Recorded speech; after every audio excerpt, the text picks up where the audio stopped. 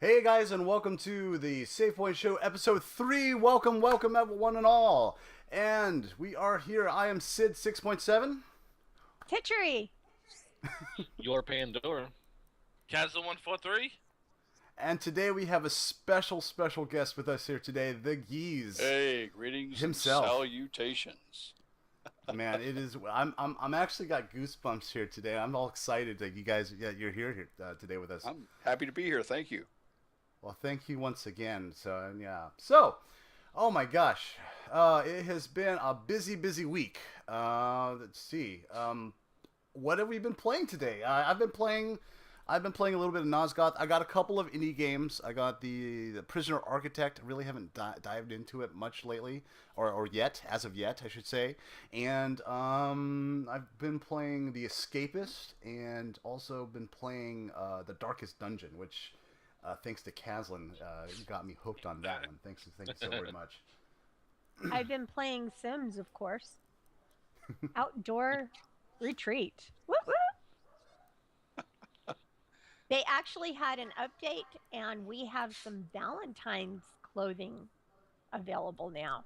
Some T-shirts with some little Ooh. hearts, and they have little boxer shorts for the guys that have hearts on them or flames.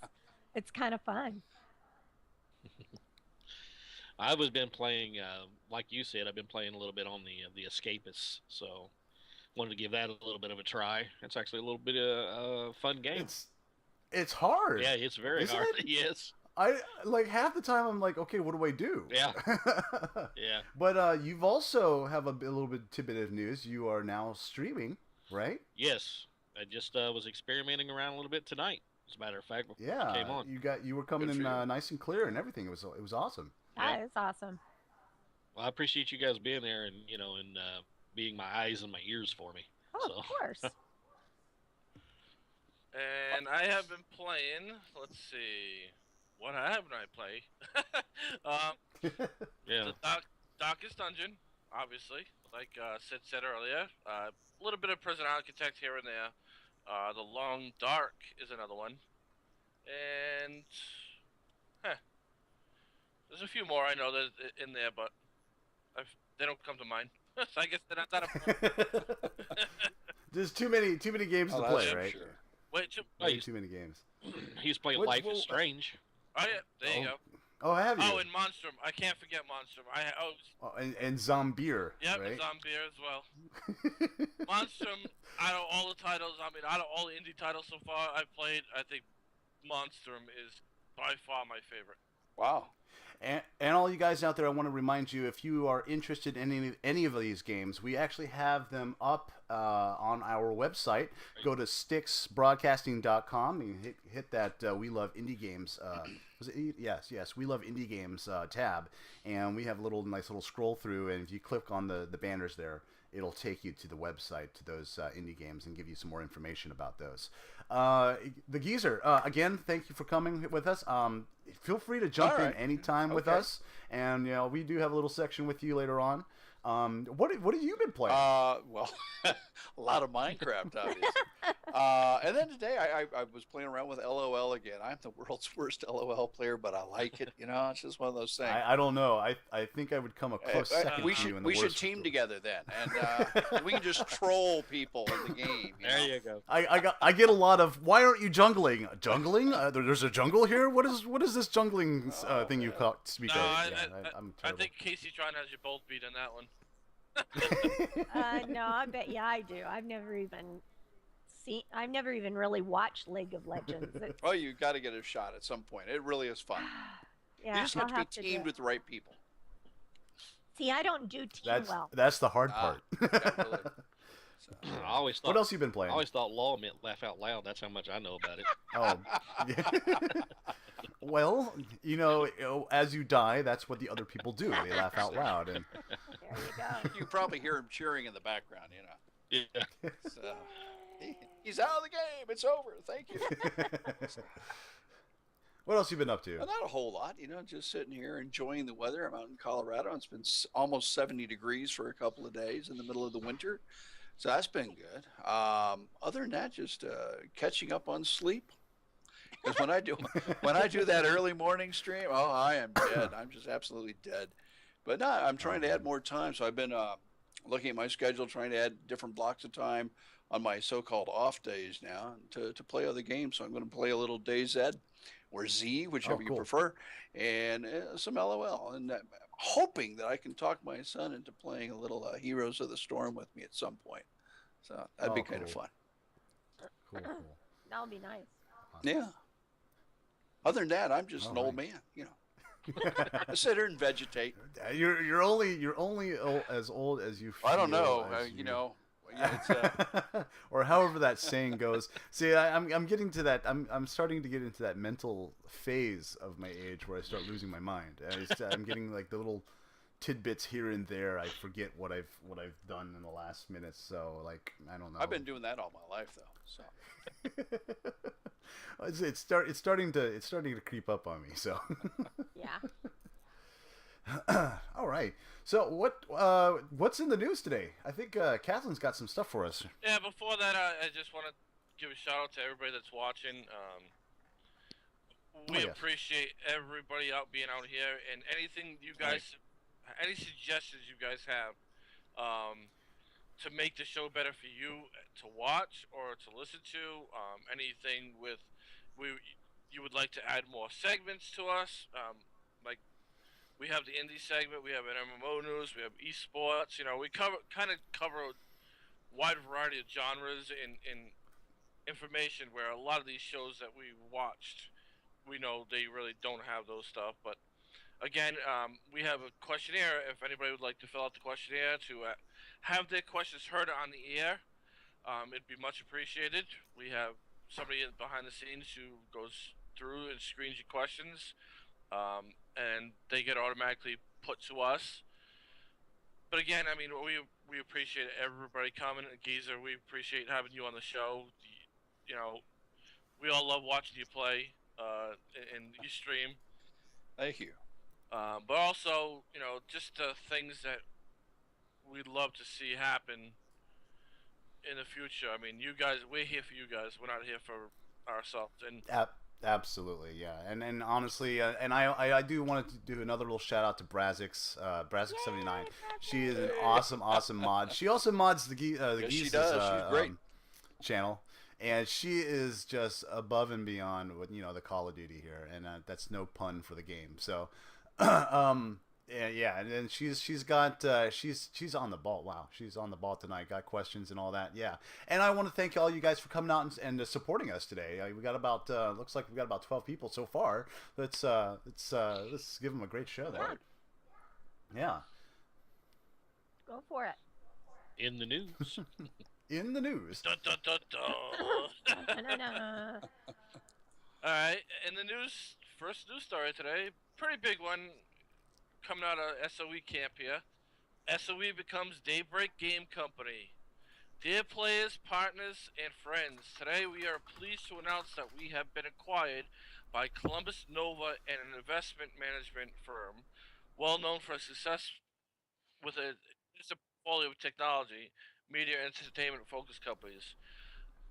Basically, what that means is SOE is no longer a part of Sony. They're on their own. They're their own in-developed company. They create games like PlanetSide 2 and my favorite EverQuest. You know, all these old MMO styles and new games coming up. And now it also allows them to branch off into console news. I mean, they can actually develop on the Xbox now. Wow. So Big that's step. that's a big step for them. Yeah. That's huge. Absolutely. So no more SOE. It's now Daybreak Game Company. Yep. Interesting. Well, our second story is G2A fires back in Ubisoft spat, offers game license key replacements. Ubisoft is swinging the ban hammer wildly, and G2A is responding to the Ubisoft game key bans by offering refunds, but only in certain situations. Ubisoft is going to win many customers' appreciation awards with their recent move to ban game license purchased through third-party key resellers. Sites such as G2A and Kinguin, among others, buy license keys in countries where prices are lower, then offer them to sale globally. Ubisoft isn't appreciative of the practice, so they took the step of wantonly deploy the Ubisoft banhammer and revoking the keys. The problem with this approach is that it punishes the customer instead of pursuing litigation or other methods against the resellers. In many cases, the user who purchased the key is unaware of that there's an issue with the practice. G2A has taken to Facebook to respond and first denied involvement in any wrongdoing and then offered refunds on all keys purchased with G2A Shield. It is important to note that the only G2A Shield customers are protected and the other situations will be decided individually. So, Man. yeah, not good. I guess No. I guess Ubisoft doesn't learn that lesson with their pissed off customers lately, don't they? Yeah, no kidding. So what free game are we going to get from them yeah, now? no shit. Exactly. Oh, so I know all of you fans out there for Mortal Kombat are looking really forward to the new Mortal Kombat X Collector's Edition series. Warner Brothers Interactive Entertainment today revealed the details of the premium product lineup for Mortal Kombat 10 or X, which includes the Mortal Kombat X Collector's Edition by Course, Collector's Edition, Premium Edition, and the Limited Edition. All premium products, including the base game, are now available for pre-order. So get your pre-orders in, and all those who do pre-order are going to will automatically receive the legendary fighter Goro as a playable character. The game will also release on April 14th this coming year. So there's different sets of the collector's edition. Of course, the regular box set of just the game. But for you collectors out there, the Mortal Kombat 10 Collector's Edition by Course will also include an exclusive Scorpion figurine and a certificate of authenticity. Scorpion's figurine was designed by Course, excuse me. And let's see, in-game gold Scorpion skin inspired by the figurine. So you'll have your skin to be reflective of that statuette that you have. The combat pack, which includes access to 4 add-on playable characters from classic combats to iconic guest characters, and also available for the PlayStation 4 computer entertainment system and the Xbox One, the all-in-one games and entertainment system from Microsoft. So this collector's edition will be set at $149.99, so $150 for that. So all of that. So then there's the next one up, and this is the exclusive collector's edition, the Mortal Kombat X Collector's Edition, which is going to be imported from Europe. And this has a pretty hefty price tag on it. It's got a $179.99 price tag on it. And it's going to be available for pre-order on Amazon.com exclusively. It will include a Scorpion statue. Now, the figurine from the other one it's like your normal, I believe it's a 12-inch figure. This is a full, not a 12-inch figure, excuse me. It's a small 8-inch, figurine. This one's going to be a 12-inch statue, handcrafted, beautiful statue. Yeah. I'll post some of the pictures up on the website. I haven't done that yet, but I'll do some of that so you guys can see it. Exclusive steel pack and steel cards. Mortal Kombat 10 Blood Ties Comic Book Volume 1. In-game gold Scorpion skin, and the combat pack as well. It's going to be available for the PS4 and the Xbox One only. So again, that's going to be $179.99. So for the for the premium pack edition, will be also available via download, and will include the combat pack, and that's pretty much it. So that's going to be the $89.99 one. Yeah, and again, that combat pack includes access to the 4 add-on playable characters, from the classic combats to iconic guest characters. And then you have the regular limited edition available for pre-order exclusively at GameStop, and that will feature an exclusive GameStop Scorpion skin, This skin design, inspired by the Cold War series, is a collaboration between NetherRealm Studios and a fan artist from the MKCollective.com, a crowdsourced destination where Mortal Kombat enthusiasts can upload, submit, and excuse me, that's my phone. Hello. And share their MK-related art, images, and stuff. So cosplay and music and such like that. So it'll also include the Combat Pack, and that's also going to be available for the PS4 and the Xbox One. That is going to be a whopping $94.99.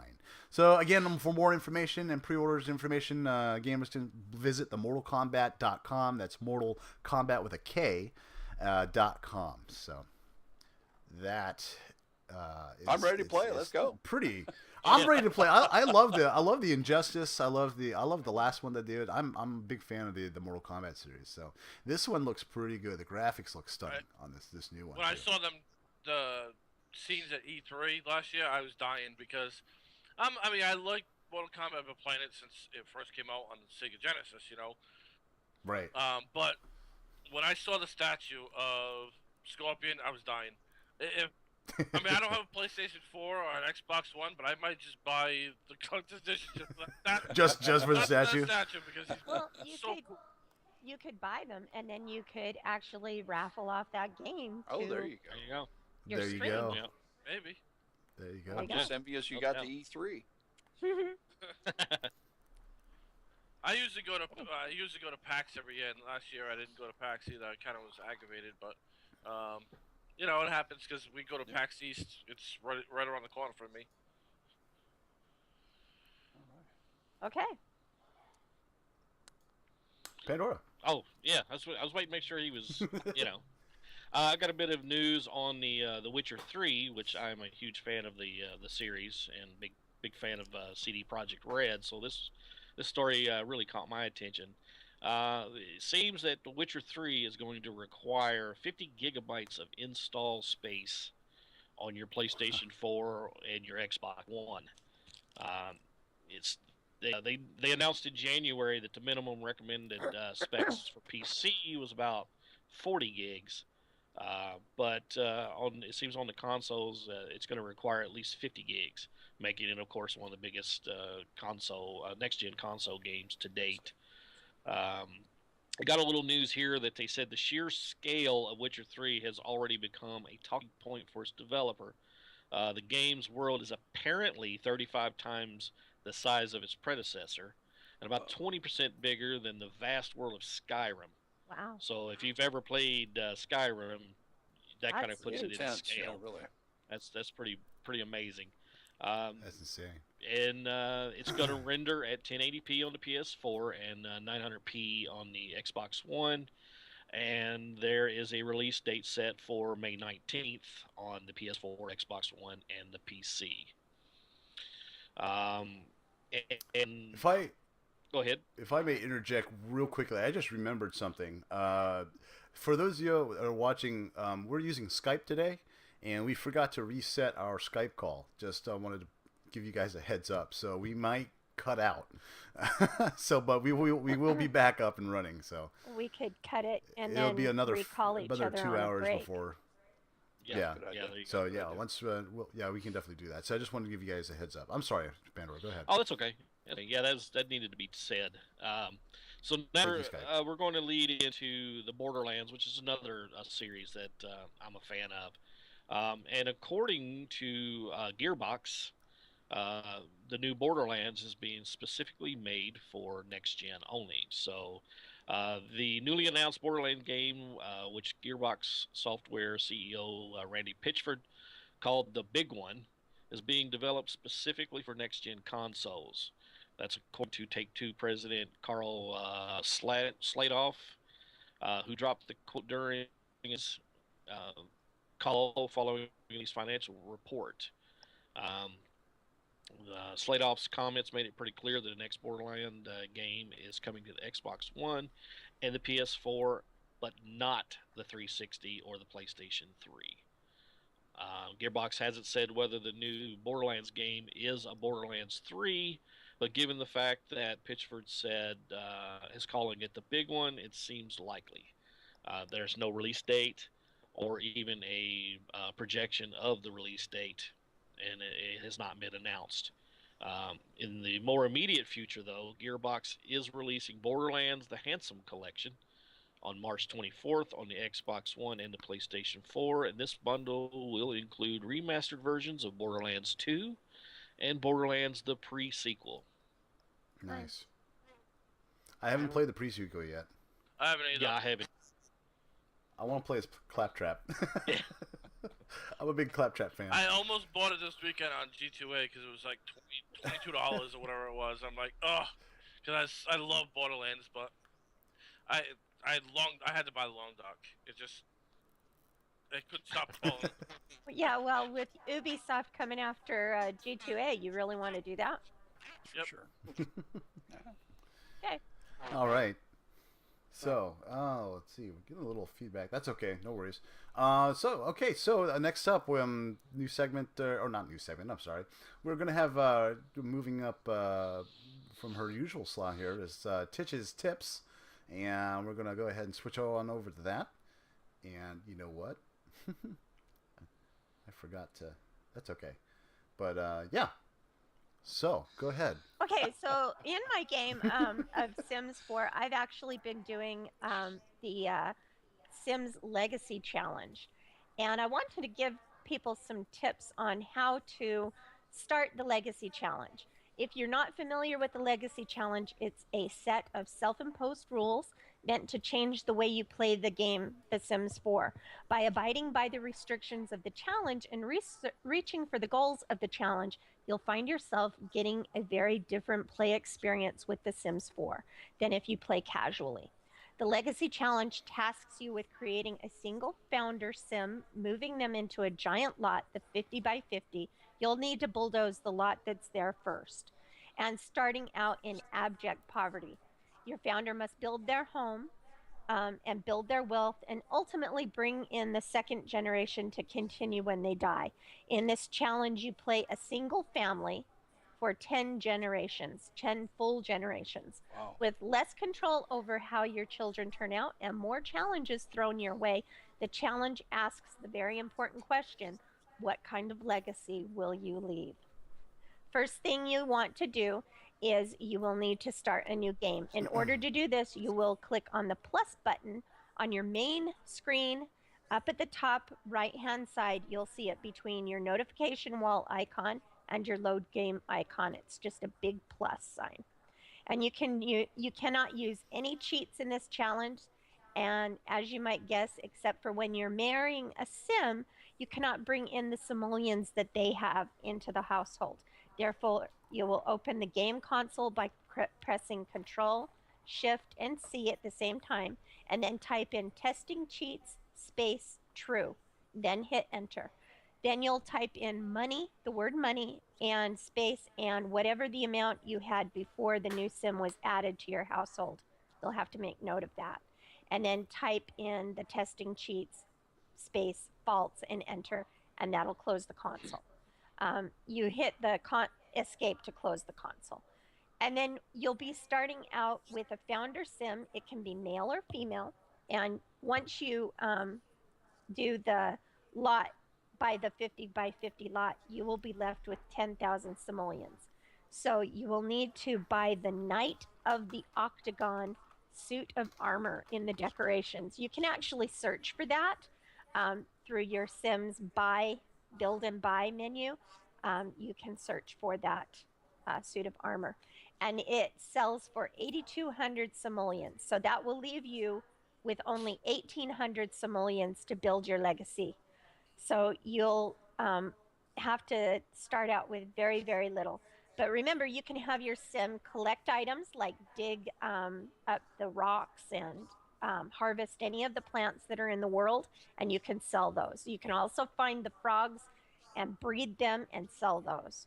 So make sure you have a few basics to begin with, but buy the cheapest items. You'll need a toilet, a bed, a double bed if possible. You will need it to woo your mate.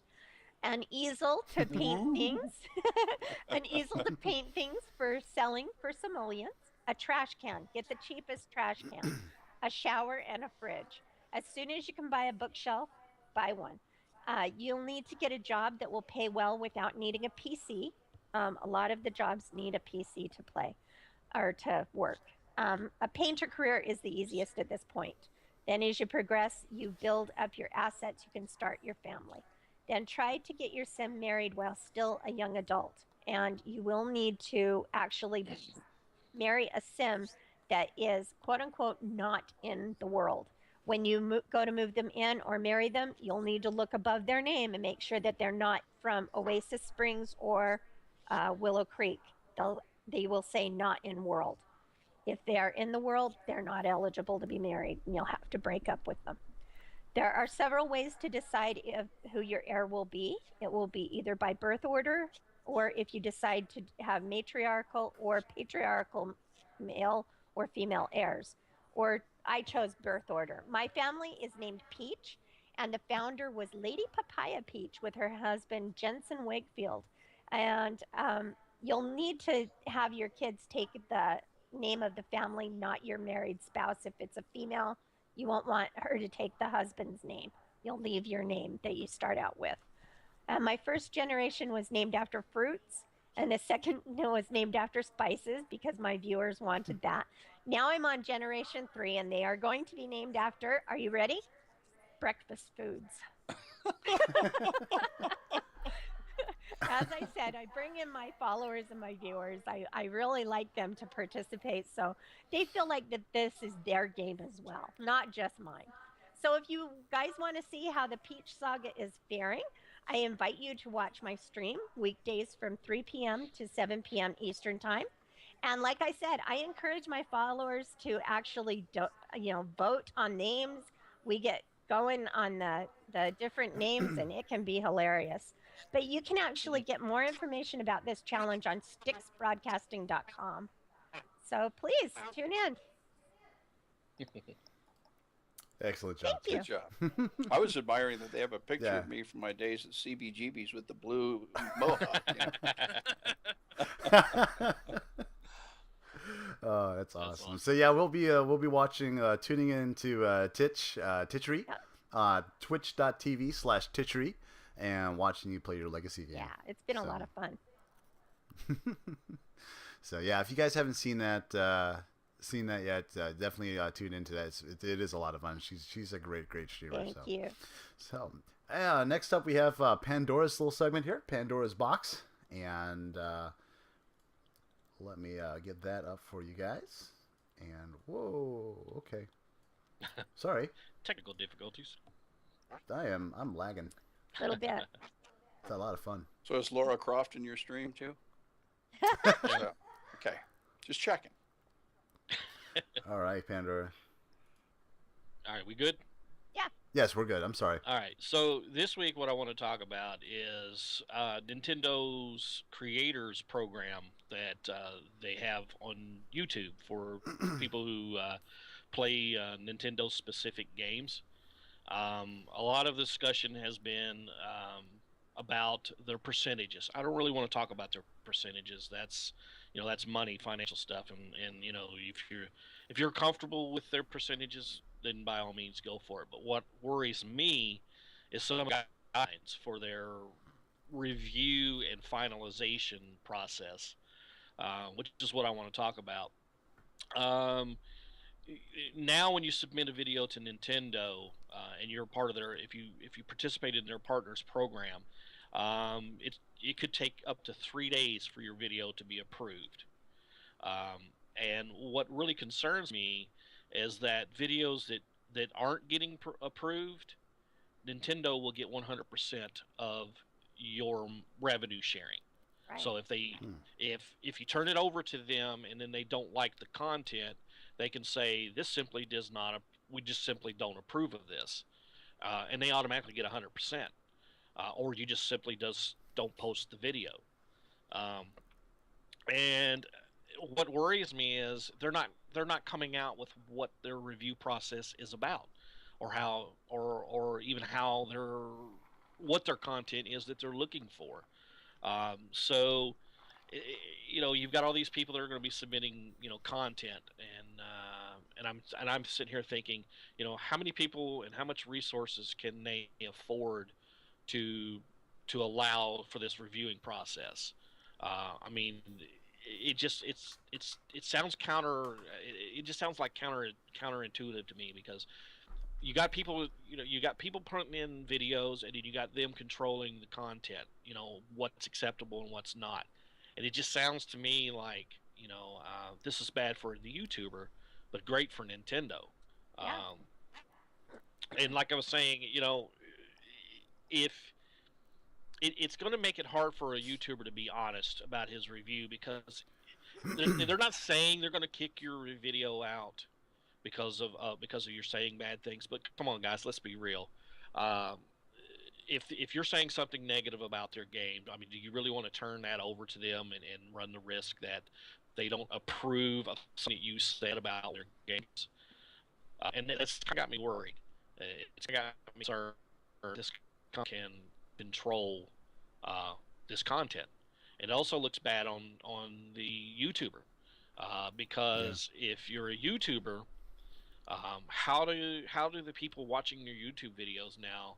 How are they going to trust that what you're saying is genuine if you're motivated by this review process and scared to really be honest about it? Right. So, like I said, they're not in the business of editing and reviewing material. That's not what Nintendo should be doing. Like I said, I just don't. I'm not comfortable with this company controlling all of the factors.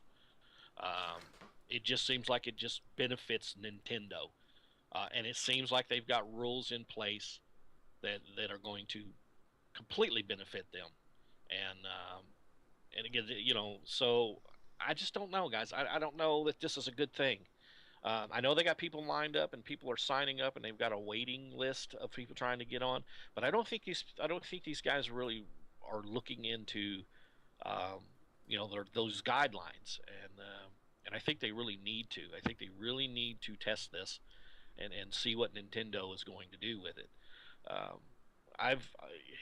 Nintendo's been in a lot of controversy lately anyway, so I don't know that this is going to save them or not. But again, I don't think they should be allowed or should be in control of content and what's acceptable and what's not acceptable. I mean, that's censorship. Right. And to my opinion, it seems like it's only going to benefit Nintendo. And I think that might be the bottom line with them. You never know. I mean, I don't know how you guys feel about it, but I can tell you how I feel about it. There's only two people that it's going to affect. One of them is the people who do Let's Plays with Nintendo. Because that's all they do, and, it's going to really affect them. Because if they're doing something that Nintendo doesn't like, and it takes 3 days for them to post a video, or approve a video, that's going to hurt that base, and you're only going to get 10% more revenue from it. So it's not really that good for them. On the other people that it's going to hurt, ultimately hurt Nintendo, because people like, let's say, PewDiePie, who basically run YouTube, it's going to really hurt them. You won't have any of these guys who really don't do too much of Let's Plays for Nintendo anyways, but when they do them, that's where usually Nintendo will get the big hits from, and if PewDiePie and some of these other guys are not going to do it on YouTube, so they're ultimately going to lose out because they can care less about doing it now because they're not going to take those extra couple of steps to have them approve the video, and they're just gonna say, all right, Nintendo's out of here. We're not doing it anymore. We won't do any more Let's Plays with Nintendo. What I'm worried about, though, is that it will actually create a precedent. That other companies will look at YouTube and decide that they're going to start censoring people because they don't like what they're putting out there, and that's where it gets scary to me. Well, yeah, but they've already done that. I mean, a company like Activision, who does it all the time with their Call of Duty series, we talked about it a couple of weeks ago, and the people post these glitch videos and how they get around certain things or how they killed people headshots and nobody knows where they are because they glitched behind a wall or something. And um instead of them going in and fixing it, fixing the glitch, right, they just take down they the take video. down the video because they don't want to. Yeah. They don't want to take the extra time and fix the problems. So I don't. Yeah, it's. I honestly think it really borderlines on our freedom of speech. I mean, YouTube is theoretically a public place where we are able to put our opinions and our thoughts down, and I think companies coming in and telling us what we can and can't say is an infringement on that. Right, and taking. Yeah, I mean they're censoring us from being able to express ourselves, and that's wrong altogether. Well, the other side of that. Go ahead. Oh, sorry. Go I ahead. was just going to say, we're looking at it from an American perspective too, in that sense, because the rest of the world doesn't feel that way. They're controlling YouTube. True. And like what's happening in China, that kind of thing. They're controlling all of it, and so YouTube is stuck between the proverbial rock and a hard place. You can't appease one group and then leave the rest of the world out, kind of thing. So I think they're probably vacillating. At some point they'll come around, because actually I think the rest of the world is probably coming around too. At least that would be my hope. Yeah. Right. Man, absolutely. But that's what I was saying to follow up with you, Sid, is this sets up a precedence that for YouTubers, the fear of being able to receive their money is real. It's a real thing now, and even though you're voluntarily voluntarily assigning yourself with this program because you want to do it by the book, it's scary with this review process, because like you were saying, it's a freedom of speech thing, whatever. But it's one of those things that if you say nice things, you're going to get your money. If you say something they don't like, you might not pass the review process. That's censorship. And YouTube is not the forum for censorship. I don't care. The thing is, people buy these games. They spend their hard-earned cash. They go to work. They flip burgers, whatever it is they do for a living. They go and they spend their money at GameStop. They take this game home. They want to show it to friends. They want to make these YouTube videos. They own this game. They bought this game. And just because you're getting on the YouTube and making videos of it, now Nintendo and other companies in the future may say, hey, Nintendo's doing something here. Let's jump on this bandwagon, like Stitch was saying, and wanting this money. It's like, hey, you're going to play my game. I've already paid you to play this game. I've already paid taxes to play this game. I own this game. Nintendo no longer owns that game. They made the game, sure, they make the game, but they don't own the game you purchased. Well, and you that's a good point. By ownership of something, you should have the right to take it outside in the street if you want to and catch it on fire. You should also be allowed to stream it on YouTube if you want to, because you paid for it. Now, it would be different if Nintendo was offering in their programs, this creators program, offering games for these YouTubers and giving them the games, and then saying, hey, we gave this to you, please don't say bad things, don't do this. But if a person goes out and spends their own hard-earned cash on something, they should have the right to tell it like it is. If the game sucks, you should be able to say it sucks. But now that Nintendo is controlling this review process, the fear is real that I can't say that. I might not get my money. I might not get my monetization if I say something bad. That's what concerns me. Yeah. Right. Absolutely. Well, and I was going to say the whole premise of YouTube and what it built its popularity on is broadcast yourself. And that was their motto. That is right. And it's the people who have built it up to where it is now.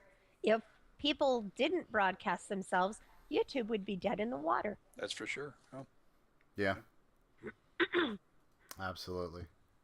Well, that's yeah, definitely, something to think about there. Yeah. Absolutely. Good segment, well, Palbra. yeah, excellent segment. Independent Thank you very news. much. Independent news. All right. Okay, well, we're running a little bit behind. That's okay though. Yeah, just that's okay. But we're running a little bit behind on our segment here. But I'm going to jump right into the and we'll talk about the man of the man of the 3 hour. The man of the 3 hour, Mr. The GeezertheGozerian. Okay, on that note, thank you. I'm leaving. Uh-oh. I'm kidding. No, I'm still here. Uh-oh, Caslin. Oh, we lost Caslin. He should be back soon. All right. So. All right. So, let's see. Wow, you have become quite a sensation, almost theoretically overnight. And it's quite amazing. And I came into your stream and I understand exactly why you're so popular, because you are amazing. Oh, well, thanks. My wife doesn't agree with you, but seriously, I wouldn't. I don't know that it's infamy. That's what it is. I don't know what's happened. It's just kind of weird. I just think it's the fact that I'm older than the average guy, so I'm a novelty at the moment. And I think after 4 months of doing this, a lot of people are expecting better gameplay more than anything else, which hasn't really happened for me. You just see me struggle with that dire wolf stuff. It's like way over my head. But no, I don't know what it is. I really think a lot of it is just just the novelty of it. I only know of one other guy who's my age who's streaming on Twitch, and a 65-year-old gentleman from the UK. And I couldn't tell you his name. I wish I could. But I heard about him, through the grapevine kind of thing. And but he does some first-person shooter, and I'm building things out of blocks, so it's a little bit different. Well, from what I understand, you played a little bit of first-person shooter, right? Oh yeah. I go way back with that stuff. It's funny, all these questions that come up in chat. People ask me as if I'm brand new to the idea of games. Or video games. I forget who it was. I saw this comment from something by, adults make these games. It's not children making these games. It's adults making the games. The adult, they've had the life experience or whatever, and they say, wow, wouldn't this be fun if we did this? And so they develop, real life dramas like Quake, or Doom, zombies and everything. That's where I got hooked a long time ago when those first came out. I played Wolfenstein, the original, and if you think that the graphics in Minecraft are somewhat lacking, you should have seen the original games, because it's like scary, I remember the original game. Yeah. I used to play that all the time. It's like moving from pixel to pixel instead of from image to image, and it was very different. But so I've had experience with that. I played the games. Really got hooked onto Quake Arena and playing multiplayer. That was a lot of fun. And played some Duke Nukem back in the day. Got hooked on Age of Empires. I like that real-time strategy stuff. That's pretty cool. And then, as my kids grew older, my son got into gaming. And I think it's probably my fault. I introduced him to the wrong people at the right time. But anyway, he got into it. He went to a whole nother level with this stuff. But we used to play against each other here in the house. We had a little network set up, and if he wasn't with his buddies, we were gaming here. So I've been around games for a long time. I've played a lot of them. I haven't played all of them, that's for sure. But either way, it's just my experiences with a lot of different games. And so maybe it's just people have to get used to the fact that people my age do play games, and they do play video games. They're just seeing it now. Yeah, I always tell people who come into my stream and go, "Oh, it's Grandma playing a game." Oh. I always tell them, you know what? You need to thank my generation for the games you have now, because we're the ones who developed the bad games so you could have the good ones. That's for sure. They usually will back right off and shut up. Yeah. Back in my day, we had Pong, and we Exactly. liked God, it. remember? Yeah. I wrote the book of strategy for Pong. Oh, Yeah, it was interesting. 300 blank pages. It was awesome. Yes. Well, the first two is up Yeah. and down. Turn the dial to the left. Turn the dial. Turn You the know, dial whatever. right. Exactly. Too silly. Oh man. That was a fun game. I remember I was working for a company who shall go nameless in their sporting goods department when Pong first came out. And they took this TV set and they put it on an end cap of a display, and people would just gather around like it was the most amazing thing they'd ever seen. This is like 1976 or whatever, and just watch that little dot. Just go back and forth, and now look at what we got. It's amazing. It was funny.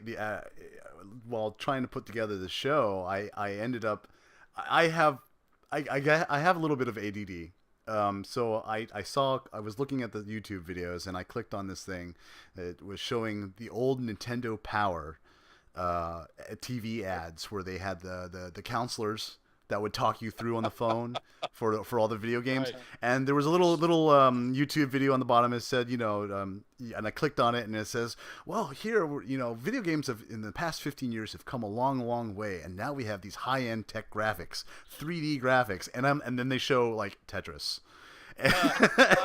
and back then that was huge. I mean, I remember those days too. Having that was like 1986 was during that time there, and it was just, but it gave me a chuckle because I mean back then, yeah, that's what we thought was high end graphics. See those things, and like Super Mario Brothers, Nintendo had just come out, and such like that. You can take that to the movies. You remember when Star Wars first came out? All those amazing technical things that they did.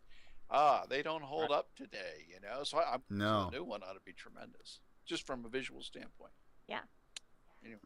So let's see. You do play a variety of games. Yes, I do. I haven't streamed a variety. I just play them. You play them, okay? But the main one that you've been playing is the Minecraft, correct? Yes, it is. And so you've made your own little server, right? You play on the PC. I didn't make it. Actually, it was donated. I guess you can call it a partnership with Creeper Host, and cool. And so they gave me a server, and I had 35 slots. Actually, it's got 40 slots, but we're trying to keep a couple open so when people come to visit.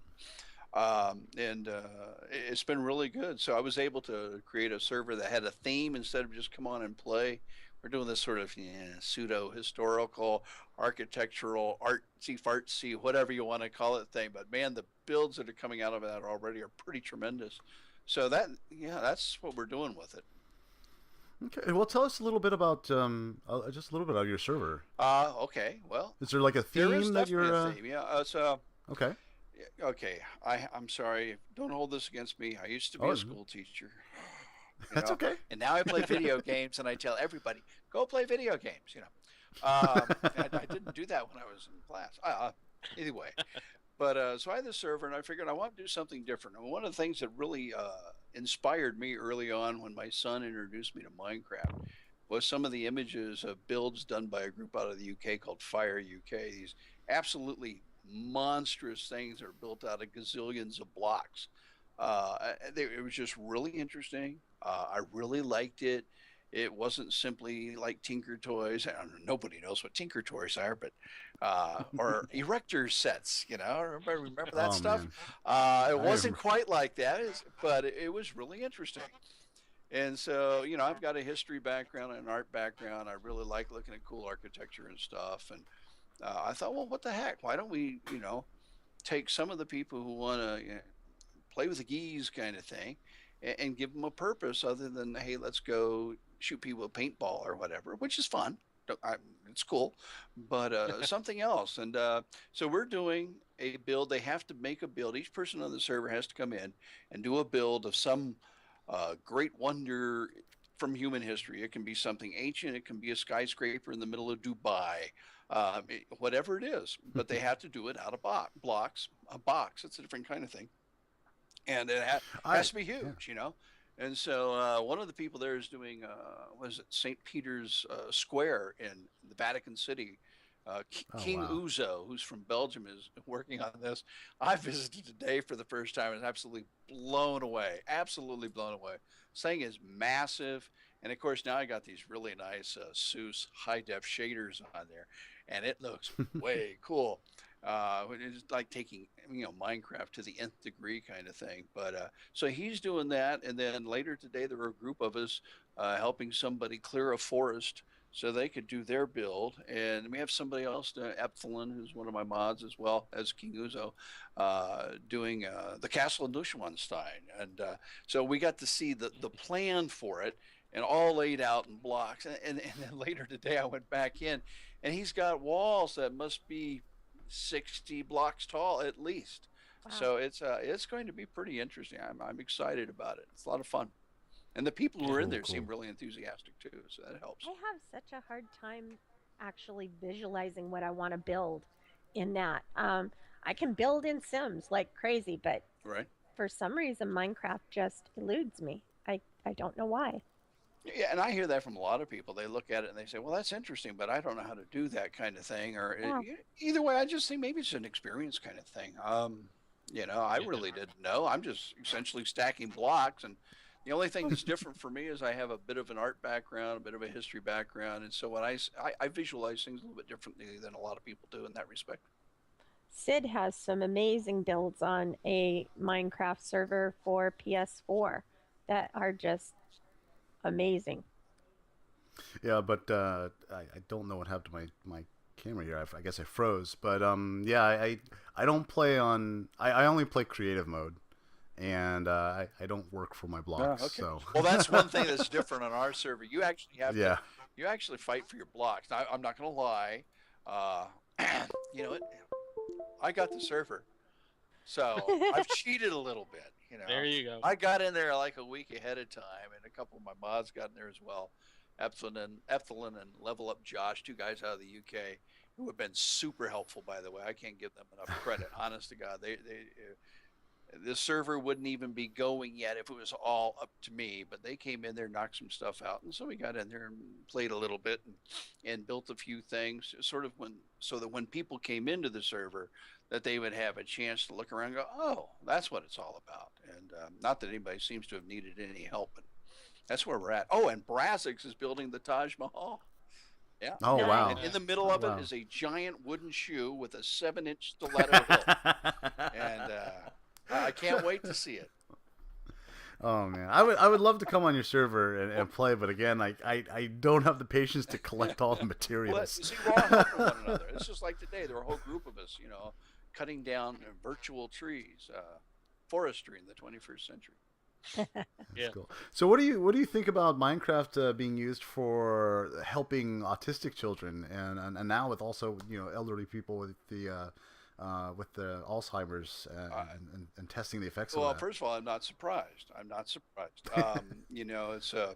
It helps self-awareness for starters. And so if you have people with onset of dementia or people with autism where they're not fully self-aware in some of the things that they can do, it helps them to be able to manipulate blocks and also be in a social setting while they're doing it. And, they have I think it's called Autcraft, a server that's been set up for people who have these kinds of needs. And the only thing that's really different, they're doing the same thing in vanilla that the rest of us is doing in vanilla, and that's in vanilla. But they've removed the monsters and stuff, and they made it a totally positive experience so that you get this opportunity to interact with other people, to build things, and to become more self-aware. I think that's huge. And I think there's a lot of gaming that can be used in the real world. And this is just a step in the right direction. I think the Manchester Guardian had an article about it back in April about, how Minecraft was essentially changing people's minds about how we view games. I think there's some schools in Sweden, actually one in Stockholm in particular, where when you're 13, you have to take this Minecraft class and you learn all these different steps of planning. So it's just a way to reach a generation that's grown up on computers and monitors and iPads and everything else. It's really no different, except that now we have, these things we can do it with. You can take them anywhere. That's the only thing that's really different from games. It's not just a board. It's not static. It moves. It evolves as you evolve. That's pretty cool. Yeah. Right. So now that you're famous on Twitch. No, famous, not yet. Famous on Twitch. Yeah, you're famous. Hardly. I mean, another 7 days, right? What are your plans for your channel? Well, I'm gonna add some more games.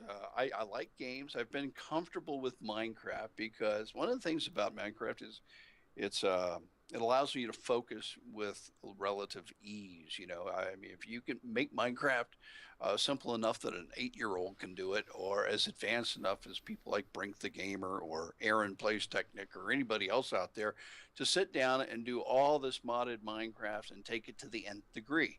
And so I like the fact that there's a lot of give and take throughout the game. You can, again, make it simple or incredibly hard. It's pretty self-explanatory. You can get in there and say, okay, if I put this block here, I have to move this block here, or I have to dig here in order to get this. Well, of course, you have to mine for blocks. It doesn't just come to you in the mail. The drones are not dropping off stacks of blocks in 64 volume stacks. So you actually have to go get it. And so people have to plan a little bit, and that's been fun. So I think that's what appeals to me about it. But there are other games that I like because they're adventurous, LOL, I really liked when my son introduced me. Blame my son for everything.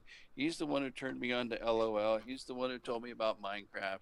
He's the one who told me to stream. It's all his fault.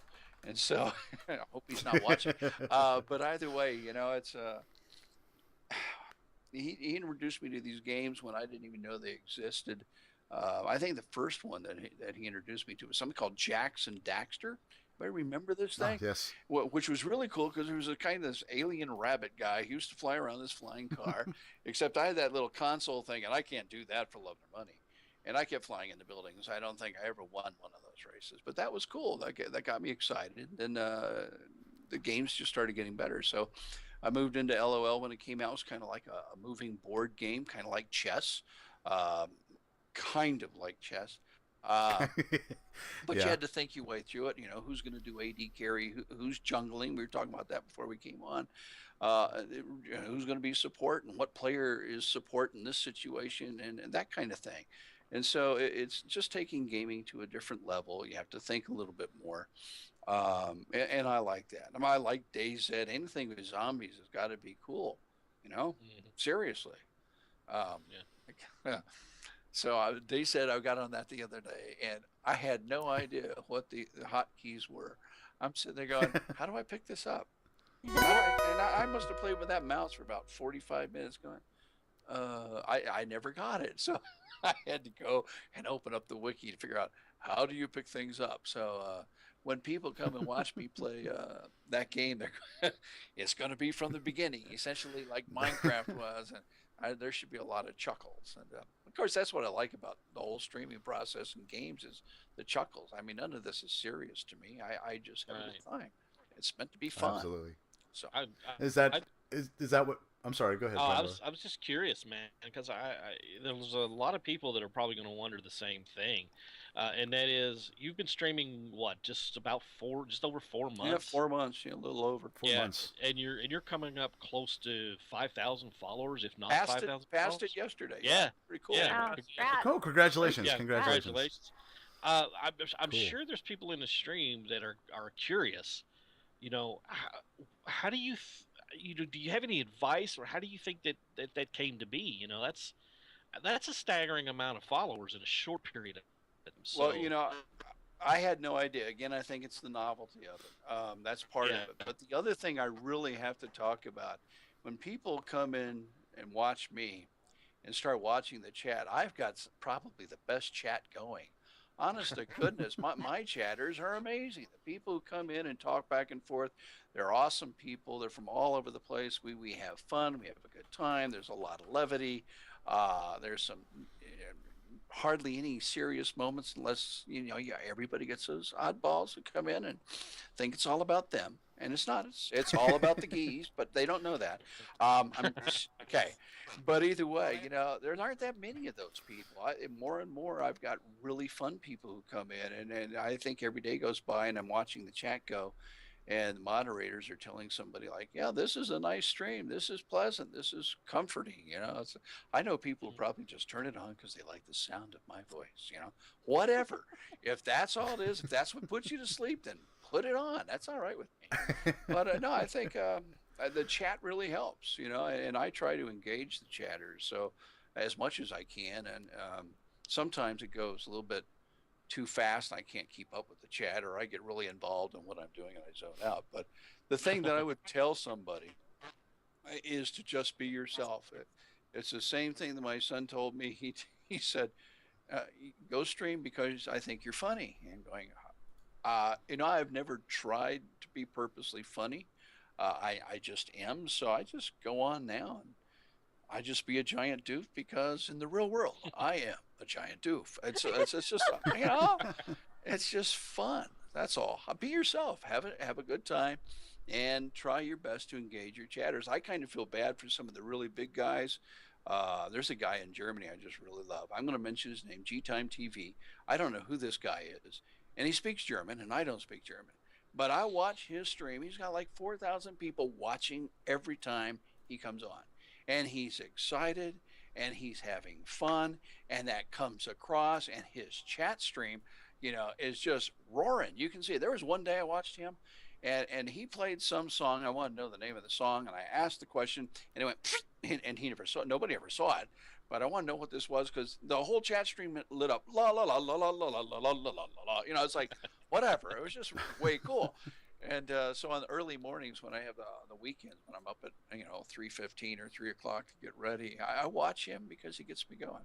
And but what I was getting to is when you get that many people on, it's really hard to engage people in chat. It is. I don't know how you can do that. And I hear people say things like, well, they just ignore the chatters. I don't think they want to ignore the chatters. I just think it becomes awkward, at best. I mean, you kind of rely on your mods, and I've got great mods, and then the mods engage the people in chat, and occasionally I look over and go, oh, Brazic said that, or Josh said that, or somebody got banned because they said something silly or whatever, Yeah. But I think more people would like to have more engagement with the chatters, and you just have to work at it harder. Right. Cool. Well, we are at the top of the hour. Thank you so much again. It's just you're just such a fascinating guy. I could honestly listen to you for hours, man. Thank you. So, but we are going to take a quick break. Kazan, welcome back. Thank you. I'm glad you're back Yeah, and technical everything. So difficulties. I'm like, did everybody lose their internet, or was it just me? And then I look over and Lee's computer's down, and Juan's on the PlayStation. It's total. I'm like, out of everybody that lose their internet, it's me. I have enough internet to go around between all 5 of you. That's because you're getting all that snow out there. You stop the snow, Yeah. your internet will pick up. Right? okay, so yeah, we're going to take a quick break here. We're going to restart our Skype so it doesn't kick us off in the middle of the things, and we'll be back with you in just a little bit. Okay? Bye. All right, guys. We'll be Hey, back. hang on, guys. Don't leave. We'll be back.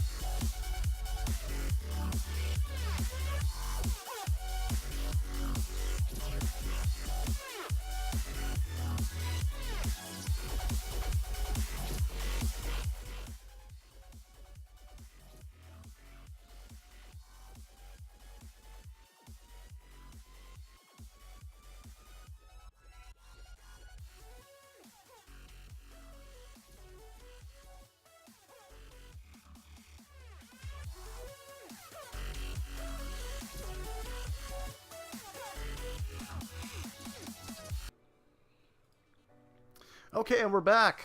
I think we're back. Hello? Break it again. Oh.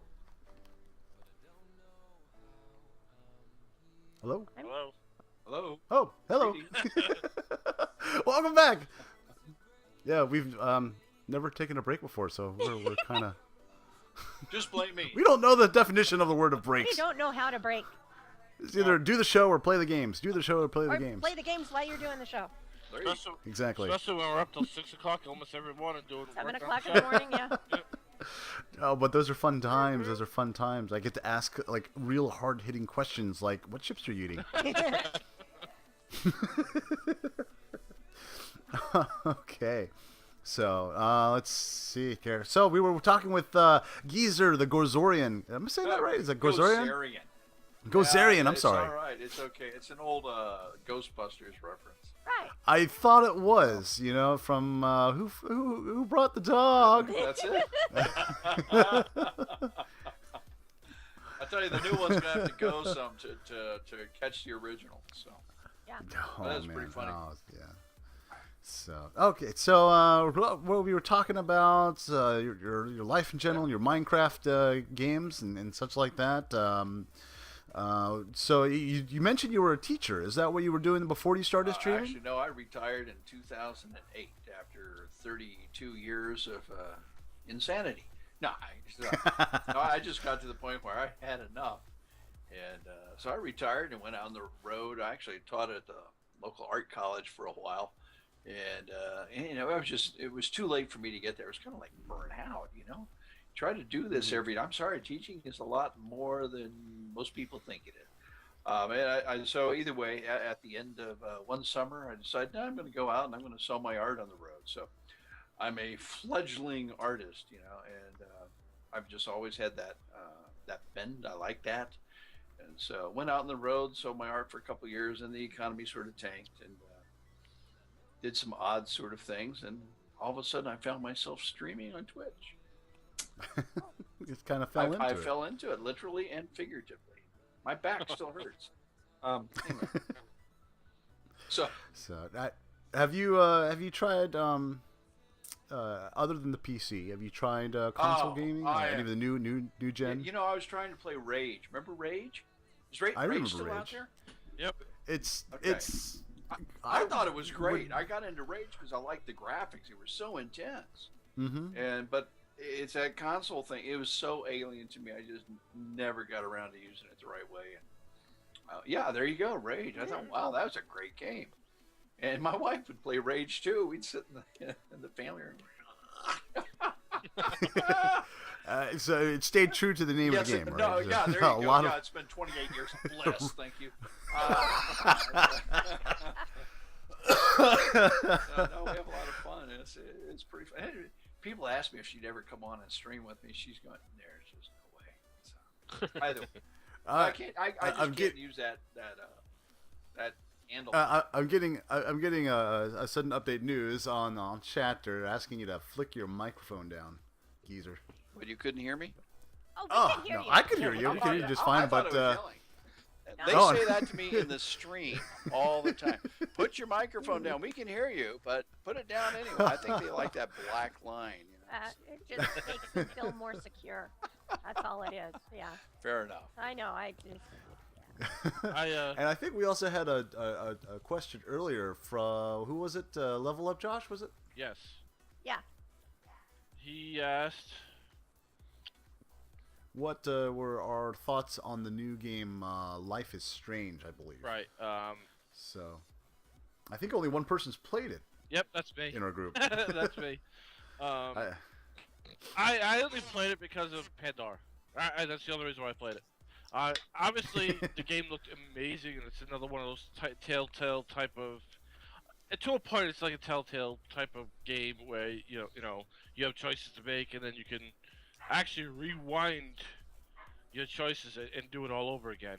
So it makes it interesting because one part of it, I was coming out of I was talking to the principal, and one thing was like the guy out that he was holding a gun or pointing a gun at another classmate in the bathroom, and it was either that or try not, lie and don't tell him the truth, and then you can see both sides of what your answer to him was, and it made it different because it makes you actually look back and think about some of the things that your choices and what and how it's going to affect going on to the story, because it's supposed to be another 4 chapters or whatever. It's supposed to be 5 chapters coming out. So when I played it, I mean, again, Pandora is the one who 2 weeks ago I didn't know nothing about the game, and he absolutely loved it. That was part of the indie section. If you guys want to check out more information about it, it'll be it's on our website in the We Love Indie section. But again, I think the game's absolutely brilliant. The way that they portray, those choices, it really makes you think. Yeah, there's consequences. Cool. There's consequences to your decisions, and that's real life, isn't it? Yeah, it's he. Kazlan was streaming it, and one of the cool things about that is a game like that really can make your chat even more interactive too, because he kept asking us. He kept asking people in the chat. He said, "Should I rewind and change my answer?" And of course, it engages you too as a viewer, because you feel like you're part of the choices being made, and you get to kind of see it play out. Like, if I make this choice, what's going to happen? And then it'll give you an opportunity to like second guess yourself. It'll say, do you really want to do that? Because you could, do you want to rewind again and go back to your original, response? It's a really neat game. I wish real life was more like that. So, I've played the game of life, and the graphics are really good, but the storyline sucks. I apologize for the very old joke that's been. Sometimes I just can't help myself. I actually have a question for Geezer too. Yeah, sure. Have you ever played 7 Days to Die, or tried 7 Days to Die? No, I don't think I have. I really don't know that one. I've heard of it, but I don't think I know I haven't played it. No, I'll be honest. Well, I'm just saying, as a Minecraft lover like you are, and you like zombies. Yes. So, what better way to put them? What better game than to put them both together? Like the Fair enough. 7 Days to Die has the Minecraft elements as far as in you building. You build the same way you do in Minecraft. Everything's voxel based, but it also has gravity. It's not like you could just build something in the middle of the sky without any support under it. Because right. You're walking under it, and there's no support. It'll crash down and hit you in the head. And you have survival elements, like I said. You gotta walk through the buildings and try to survive. As far as you need drink, you need water. You need food. You gotta really watch what you drink, because if you drink water that's bad for you, you'll have craps and like normally. That is a problem. Yeah. Yeah. So I don't know if you. I was kind of interested. I always wanted to ask you if you tried it, because I think that's another game that you would be right up your alley as far as in how it is. Yeah, I think it sounds. And this is a Minecraft thing. Yeah. No, it's not a Minecraft. It's a. Okay, it's just similar. Okay. Yeah. I was just wondering if it was like modded Minecraft, because there's so many mods. I can't keep them all straight anyway. That sounds interesting. I'd give it a shot. I really would. I just like things where you have to actually think your way through it. So again, it's kind of like a modern RTS kind of thing. It's just with different graphics, I would assume. Right. I like, again, it's that real-time strategy. Make decisions now that are going to affect you in 2 seconds or 3 seconds or 2 minutes. I get more value out of that than just running around shooting things randomly. It's just I'm not knocking those games. I play them, but it's I like to think. I like that's again, that's part of the reason I even like Minecraft. So I'll give it a shot at your request. Well, again, I keep saying this, but I thank you so much for coming and being our first guest here on Save Point Show. Thank you. We are absolutely happy to have you here. Thank you. And I'm going to give each of you the same gift I give all the people who come onto my stream for the first time. I give out a deluxe model cheese straightener. And so if you I've been wanting to Have get you? one of those. Okay, excellent. All right. Yes, Oh. that's We excellent. were just talking Excellent, about that excellent. this morning, weren't we, Sid? Doesn't Oh, work yes. really good on ripened brie, but that's it. I Oh, just okay. can't straighten that. A little too That's runny, for sure, right? yeah. So, okay. Well, again, yeah, you're more than welcome to stay, and just again, like I said, chime in anytime. Anytime you feel that you need Okay. to, or even if you don't. So Chances are I have Yeah. more than enough to say, but I will give it a shot. I'll stick Okay. around. Thank you. Oh no, thank you. So, all right. So, in other news, we are moving right along here. Again, that was excellent interview with the geese. And next up, we're going to be doing a little bit of some section news here. We're going to be doing some Xbox news. And let me get this working here. This is stuff I should have done way beforehand, but I didn't. We're Shame on me. excited. We have the geese on the show. Yeah. Oh, yeah. I was way too excited for that. So okay. So Xbox One February updates. This month they are improving the Xbox One controller, enhancing party chat, and adding new TV feature like trending to One Guide, and bringing trick play and live streaming on Windows Phone and Android to Xbox Live members in Europe, using the digital TV tuner. Additionally, you can discover new content from your favorite games and further personalize your dashboard, among other cool new features. Check out the full list of few new features we're adding to Xbox One this month below. They are adding controller improvement. They're excited to improve stability and speed on the Xbox One controller in the following ways. Quick Connect. Previously, the controller connected to Xbox One took approximately 4 to 5 seconds. I did not know that. Unfortunately, neither one of us here owns an Xbox One, so I did not know that that was an actual issue. So, but when powering on the controller, it takes about 4 to 5 seconds to connect. Now it will only take about 2 seconds. So they improved that connection there. Stability improvements. The update also provide a number of fixes that address some of the controller's disconnect issues reported by Xbox One owners. To download the update, connect the controller to your Xbox One with a USB cable. Keep any headsets connected to the controller.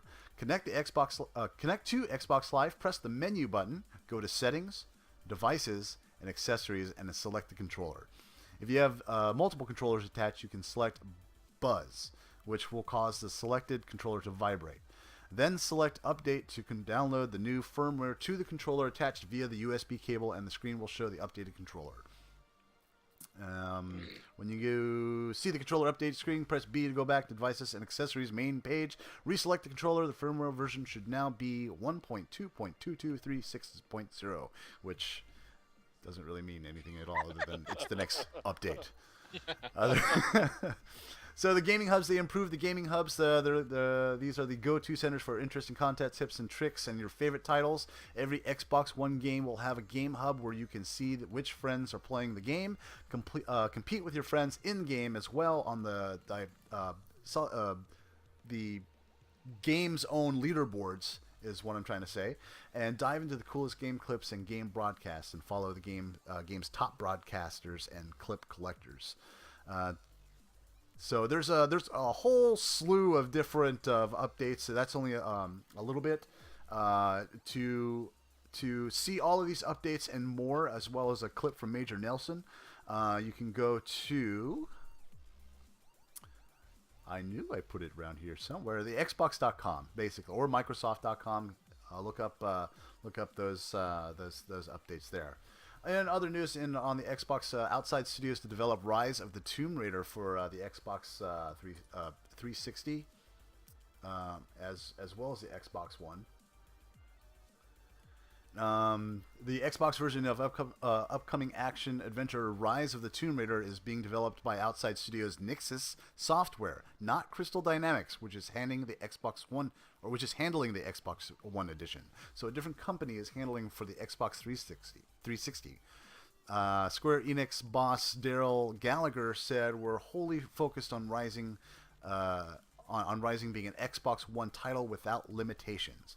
Without even thinking of the Xbox 360 version at the same time, the Xbox 360 ecosystem will still be super strong. There are millions of players out there who have an Xbox 360, and those consoles translations take time. So we did a test. Nix has put together a tech demo of Rise of the Tomb Raider content running on the 360, and we're totally blown away by what they achieved, by the existence of the game. But the existence of that game isn't limiting our work on the Xbox One version. So they are definitely working on that. Let's see. Halo 5 Guardian multiplayer beta. Oops. Turned myself off. That's not good. 20 million players. 20 million matches played. Almost 290 years of game played log. More than 181 million kills confirmed. This is just a sampling of the data 343 industries recorded from the Halo 5 Guardians multiplayer beta, as players from around the world engaged in 3 weeks of intense ground-pounding, Spartan charging, red-on-blue action. This was a huge endeavor for everyone at the Halo 5 team, and one that we approached was with nervous excitement, said Josh Holmes, executive producer on the Halo 5 Guardians multiplayer beta. They were thrilled with the results. The level of engagement and response from their community shattered all of their expectations. While the Halo 5 Guardians multiplayer beta proved to be a hit among fans, the treasure trove of gameplay data and player feedback provided is an invaluable resource that 343 Industries is using to make the game's multiplayer experience even better. So, for more details on how 343 Industries is already using player feedback to fine-tune aspects of multiplayer on the Halo 5 Guardians, go ahead and read Josh Holmes' letter to the Halo community on the Halo Waypoint. So, and that is Xbox News. Sid's Corner. Xbox News. That's what's trending right now. Up next is we got Titch coming back with some Sims news. That's right. EA has made a big announcement. The Sims 4 is getting their first expansion pack, Get to Work. You'll be able to explore 3 dynamic careers and create your own business in the Sims 4 first expansion pack. Today at EA and Maxis, they revealed that the Sims 4 Get to Work pack is currently in development for PC and Mac, and the first expansion pack to release from the Sims 4 players will take an active control over their Sims careers. This means that you won't be just dumped into a rabbit hole. You'll actually be able to go with your Sim to their new jobs. They can also decide to embark their Sims on a new venture by opening and managing their own retail business. In the Sims 4 Get to Work, players can choose to save lives and deliver babies as a doctor, conjure up wacky creations and craft inventions as a scientist, or investigate crimes and crack the big cases as a detective. Players with an entrepreneurial spirit can set up shop to create, customize, and manage their own sim businesses, from bakeries to clothing boutiques, photography studios, art galleries, and more. The Sims 4 Get to Work offers players the ability to be their own boss and carve out a unique path to becoming a simillionaire. The Sims 4 Get to Work also introduces new venues, skills, and endless hours of fun new gameplay. For more information on all the key features included in this expansion pack, take a look at the blog at thesims.com/news/Get to Work. I'll post that into the chat too. And the Sims 4 Get to Work expansion pack will actually be available April 2015 on PC and Mac for approximately $39.99. And I do know that Origin does have it on pre-order as we speak. So that is the link. And, you know, it looks pretty fun. I'm kind of excited. Be able to go to work with your Sim instead of dropping into a rabbit hole. You know, your Sim goes to work and you're like, what do you do all day? You know, you can actually go. There you go. Yeah. Excellent. It's too much like real life. Well, that's so. Again, I'm sorry. I'm sorry, Titch. When does that come out again? April 2015. So in April. April 2015. Yeah, I already gotta get my pre-order in because I so want it. You know me, I collect them all. I'll have them all, and I will be streaming them. So. watch. Yep, and we will get those. We will have that ready to go when that comes out. That's right, there, we so. will. Midnight. Okay. The witching hour. That's right. I may actually even stream it that night, the night that it comes out. How fun. Well, we will be waiting in anticipation for that. You and me both. Absolutely. Okay. Next up, we have MMO news with Kaslin. Yeah, this is kind of a little older news because we forgot to get to it last week and the week before, but it's no big deal. You're killing the illusion that we're organized. I was actually gonna post it on the website because it was already that, but Guild Wars 2 Heart of Thrones is actually coming out and being released as Guild Wars 2's first expansion pack. You're gonna have there's a new profession which is called Revenant, which is channels legendary powers to slaughter foes and unleash chaos on the battlefield. With our brand new profession, the Revenant enters the field of battle heavily among and equipped with otherworldly powers of the mist. Excuse me. Oof. But they're gonna add new PvP, new Stronghold game mode, new World vs. World, new Borderland, guild halls, and new specializations. It's pretty much a huge update for Guild Wars 2. If you guys haven't played it, you guys should check it out if you get a chance. It's probably one of the best. I would say it's not really free to play, but you have to buy the game, and then there's no monthly fee. But it's a really good system. It'll take you hours and hours and hours to go through storylines. And again, all of them every race has their different storylines. It's a really good, well planned out game. Another one is from Carbine Studios, who make Wildstar, which is another great game. If I had actually the time to play MMO again, I'd probably be playing Wildstar. But they have a new Japan experience. They have a new Proto Games Academy, the Ultimate Proto Games, and a new customization option. So it's basically their first real. It's a fourth content update, so it's a big content update for Wildstar fans. And I know Wildstar gets a lot of flack. They're not as popular as they should be, but because they had a problem with the release, I guess. But I think if anybody has a chance, or if you actually want to try the game, send me a message in Twitch, and I will see if I can hunt down a free trial code for you to play it. Nice. That's basically it for MMO news. That's the two biggest news. Besides, there's a few new MMOs that are coming out later on, but we can talk about those in weeks upcoming. Okay. Well, thank you very much, Kaz. Yeah, we'll be looking on. We'll hold you to that. Finding a trail. Hey, though, I don't underestimate Kaz, man. He's awesome with those keys, and he's quick. He's sneaky with that. He gave me a key with for Zombier, and I was really happy to play that. Even though it's got a little bit of video issues, but that's the relation between the OBS and the actual game. So it's not the game itself. I mean, it's partially the game, but also that leads us into the indie news. A couple of indie games that we'd like to highlight this week. Let's see. We want to start out with The Lady. Now, I generally only have kung fu moves. I'm sorry.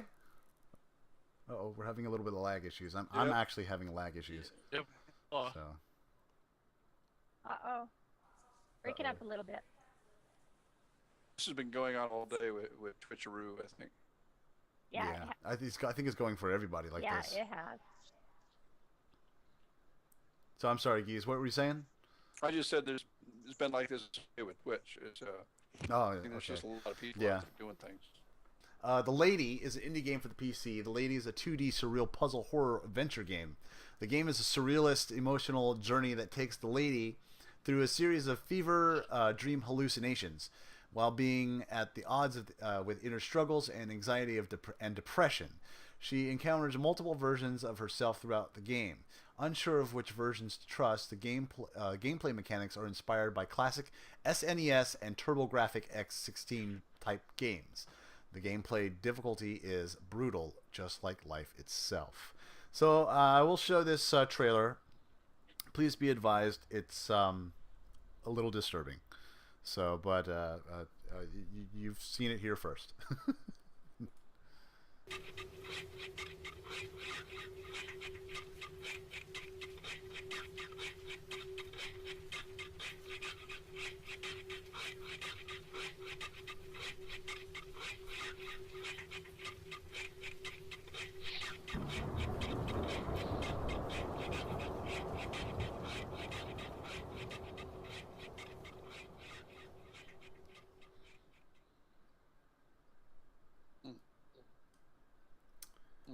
Okay, so that's a little. Sorry about that. I mean, you really didn't miss much. It's it is a disturbing game. I'm not sure a lot of people are going to be playing this game because people, at least to me, people don't want to play games that are going to make them depressed. Yeah, they'll play it. They might play it for the puzzles, but I'm not sure. I'm just not sure exactly how. It's only $4. Eddie, only $4? Yeah. Okay. But again, I said it before the first time I saw it. It's disturbing. Okay, the next one up is a little bit less disturbing. It's called the Edge of Eternity, and this definitely looks like a really, really interesting game here. So let's take a look at the trailer. Cue the trailer, please. Cue the trailer.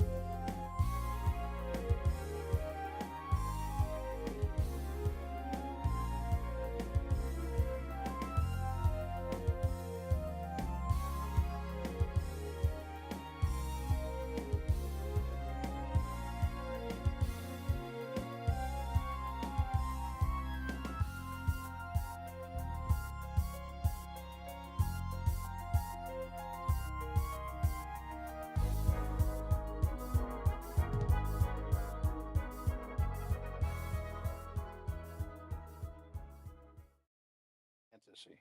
Yeah, it is. It is. It's actually one of the creators from Final Fantasy. Oh, is it? Okay, all right. Yeah, that looks like a really cool game. Nice little RPG game right there. So, Yeah, I can't wait. So that's. This game's actually going live on Kickstarter on the 15th. So if you guys want to head over to Kickstarter, you'll actually be able to download a demo of the game on the 15th. Play. Cool. Yeah, that looks like a really cool game. I bet you my good pal Chrono Paladin would be interested in that one. While I was on mute, you guys couldn't hear me, but I'm definitely heading over on the 15th to get the download for that too. I absolutely love those games too. All right, so next up we have a game called Underworld Ascendant, another Kickstarter, and let's see this one. These guys. 1992, Ultima Underworld changed the rules of what a fantasy RPG could be. It introduced the concept of 3D immersion, a player-authored experience, and a richly dynamic world to explore. Its influence led to a whole generation of games such as Thief, Deus Ex, BioShock, Skyrim, and Dragon Age.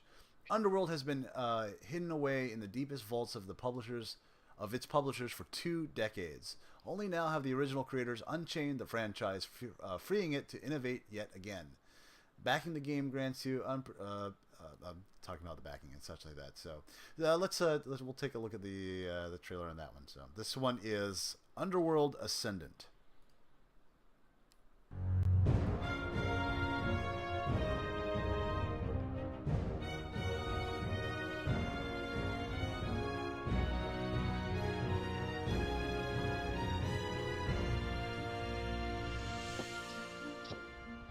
Hi, I'm Paul Nerath. I founded Looking Glass, which was an indie studio. The first game that we developed was Ultima Underworld, a groundbreaking fantasy role-playing game that came out in 1992. And while most of the games in role-playing, like Ultima's, were made in top-down tile view graphics, it was Paul Nerath and his team that sat down and said, we can make a virtual world where the computer is not only the game master, but to where it is visualized in beautiful three-dimensional graphics. We can create a user interface that is more natural with a mouse than it was with a lot of those other games were with purely keyboard, and Underworld was born. At Looking Glass, we went on to explore the genre in some different ways. System Shock, which was a science fiction take using many of the same approaches. Later Thief, which was using stealth, a take on that same sort of approach. But we also influenced other game designers who were creating games like Deus Ex, BioShock, Skyrim. So we really created this whole new genre of immersive gameplay combined with this emergent improvisational element that empowered the player to, create their own story with this interactive media.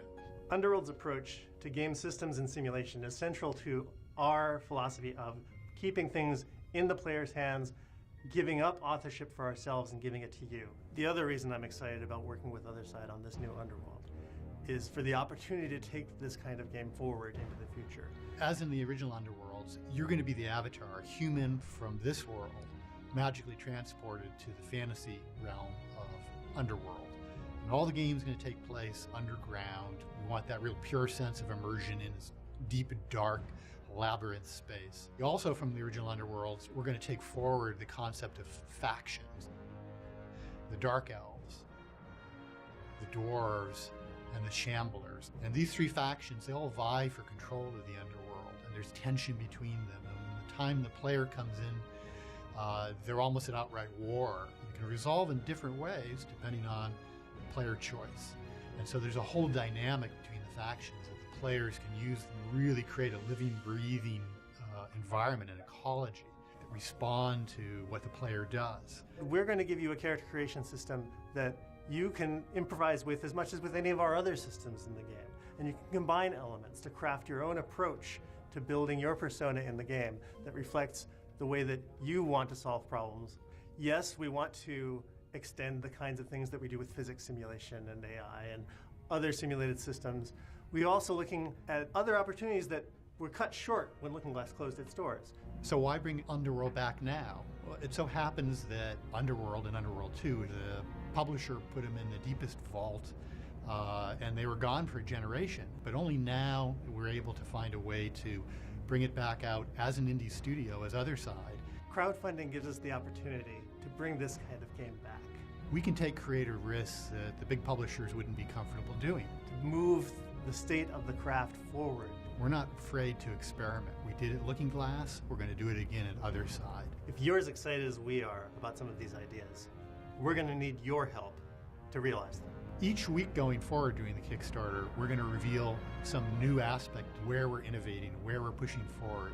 And we'd like to invite you to join us on this journey to try to reinvent, yet again, the fantasy role-playing genre. With your help, we'll make this happen. We don't know exactly how it's going to come out, but it's going to be a blast.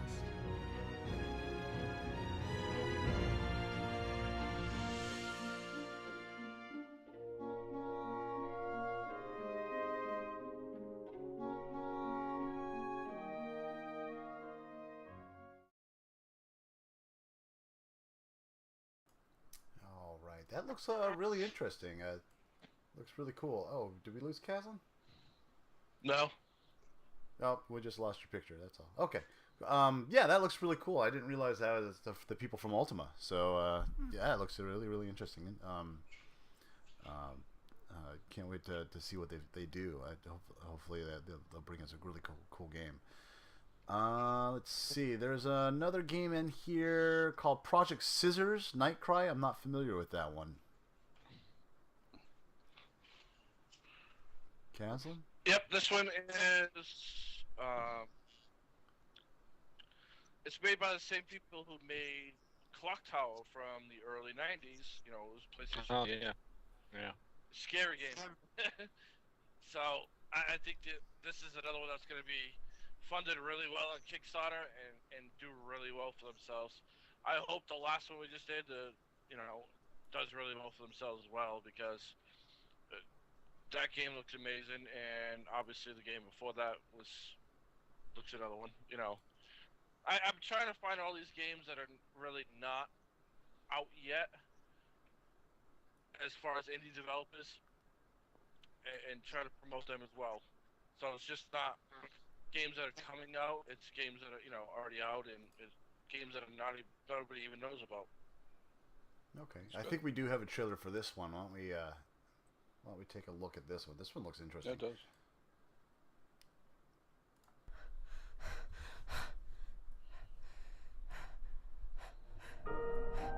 ようやく自分の理想とするホラーゲームが世に出せます。改めて J ホラーの精神も受け継いだ究極のゲームになると思います。今回僕の中でもかなり面白いキャラクターになりました。自分の中の闇ってものに対するすごい愛情みたいなものを注ぎ込んでいこうって思っています。素晴らしいチームと、力を合わせて日本最高峰の、ホラーゲームのサウンドを目指したいと思います。今までの私の関わってきた作品とは違うもっと怖い音楽を作りたいと思います。音楽と効果音のサウンドで恐怖に導きたいと思います。このゲームこそ皆さんが愛して待ち望んでいるゲームではないかと思います。こんにちは、河野一二三です。こんにちは、清水隆です。私たちが今情熱を持って取り組んでいるプロジェクト、プロジェクトシダーズナイトクライをご紹介させていただきたいと思います。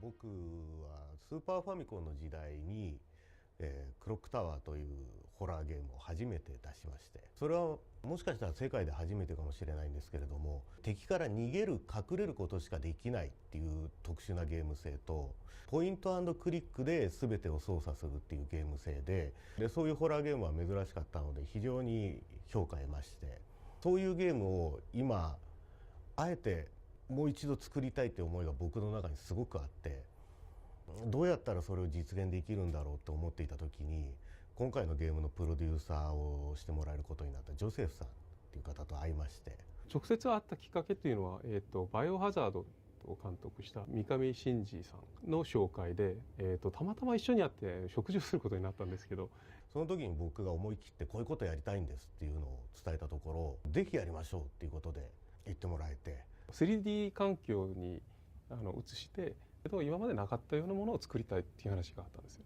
で非常に面白いと思ったんですよ。ちょっとなんか懐かしいところにちょっと戻るっていうことも面白かったと思うんですけど、それを活用してまたさらに新しいものを作ることになったっていうことは、本当に面白いことだと思いましたね。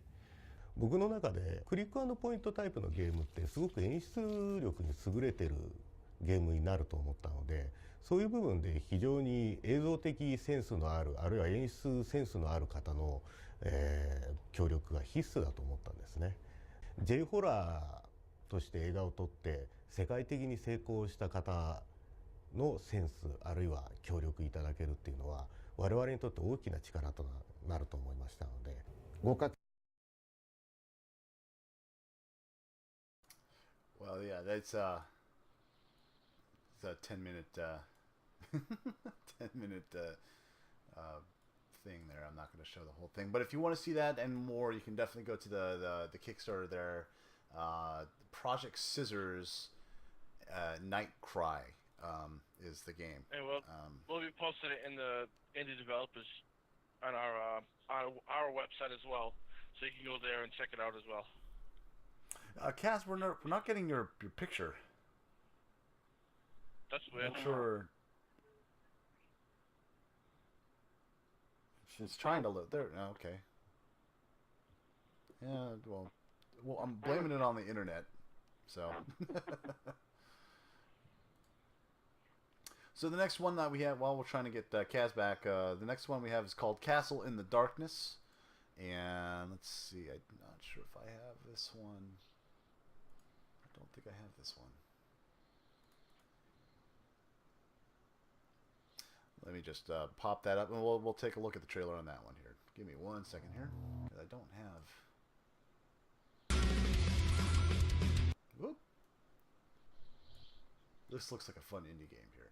So again, this is Castle in the Darkness. Oop, we still have him up there. Hello.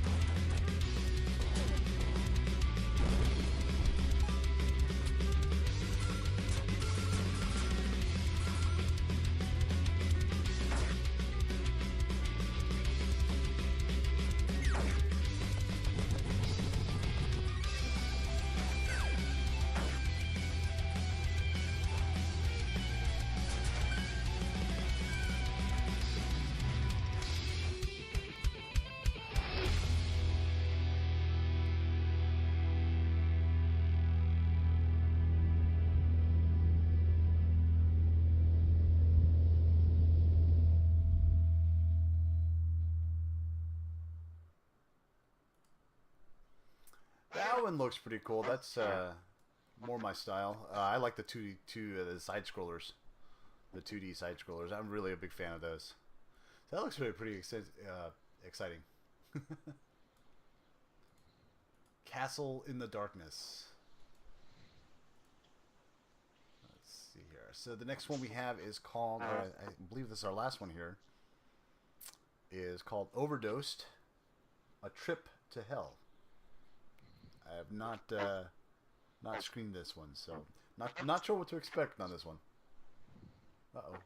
We lost Kaz. Internet went out, probably. Yeah. All right. Well, it's just one of those nights. I know. Honestly, we've been the show's been going very, very well. We just had all these technical difficulties every single time. You brought me on. That ruined everything. well, last week we competed against the Super Bowl. Oh, well, that's a tough call there. Yeah. It was, but I mean, no, we're still having fun, and we're gonna trudge on. Oh, there we go. Hey, Kazan. Hey. Oh. All right, man. So we're gonna go see the Overdosed, A Trip to Hell next here.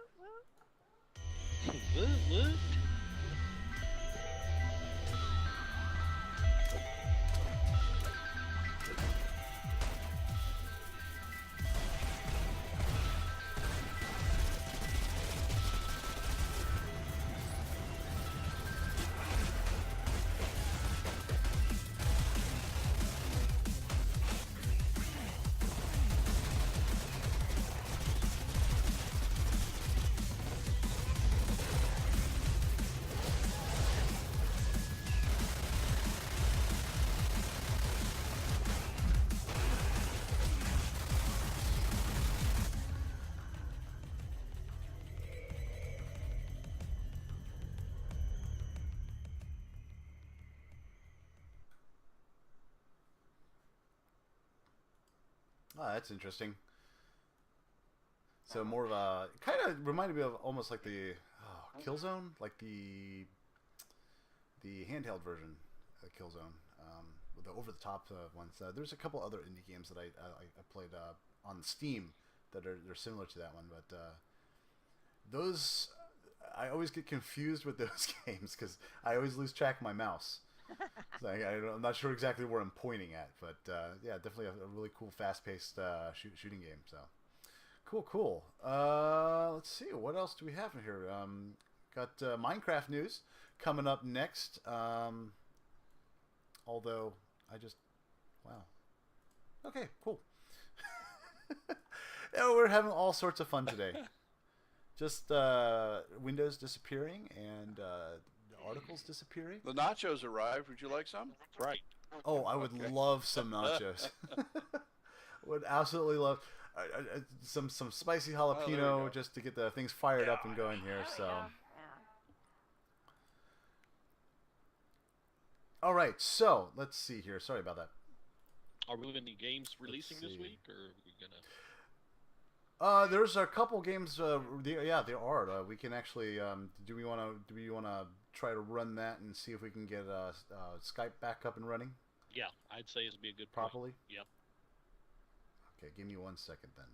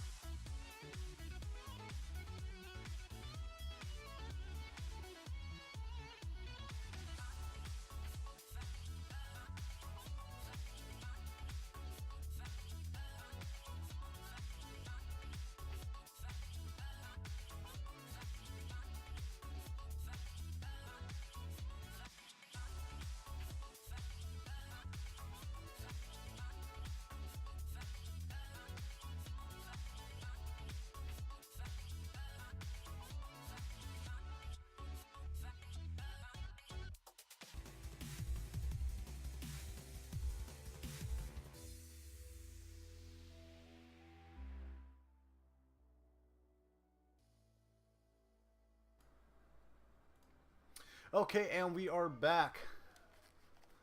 Hold on. I lost audio. Where's all my audio? Hello? Hello. Oh, there you are. We're here. Hey. Where are you? I have my volume mixers, and I turn you guys down to mute you, and I have two of them, and I don't know which one is you. It's awesome. Awesome stuff. So all the fun stuff and going into a live show like this. But you know what? Doesn't matter. We persevere. We will trudge on. So again, we're the Safe Point Show. We are Styx Broadcasting, Sid 6.7 with Titchery Titch and Caslin 143 and your Pandora, and our special guest today and this evening, the Geezer. So I hope you're having a fun time here with us. I am having a ball. So again, I'm sorry, but it's a big one. A big beast. Awesome. So we are going to go. This is going to be right up your alley, Geezer. We're going to go into Minecraft news right now. All right. Let me get that up right now, and of course, there we go. So Minecraft news. Game of Thrones Minecraft. Those of you who are fans of Game of Thrones, a team of obsessive Game of Thrones addicts have painstakingly recreated the fantasy world of Westeros using the building game Minecraft. Westeros Craft is staggering in its scale, featuring some of the television show's most iconic settings and even recreations of its own of its characters. More and more people have become involved in trying to build the virtual world since the block was laid in 2011, with thousands contributing after 3 years of work. The world spans 500 miles, but is just 63% complete. It is now so impressive that GOT star Isaac Hempstead, contributed a voiceover to a video showing of the site and sounds of Westeros Craft. The mammoth project might look like a waste of time, every bit of as epic of the soaring Game of Thrones plotline, but it has led to real-world benefits for its creators. Its creators were also asked to produce a Minecraft version of the Conan O'Brien show as well, featuring a striking representation of the famous presenter, their efforts free of charge, of course. So all of that and more can be found, and I will post that in the mirror there. So this is the place. You can find that here on chat, and take a look. It actually has a nice little video. I apologize, I don't have the video up, but it has a nice video of the actual world.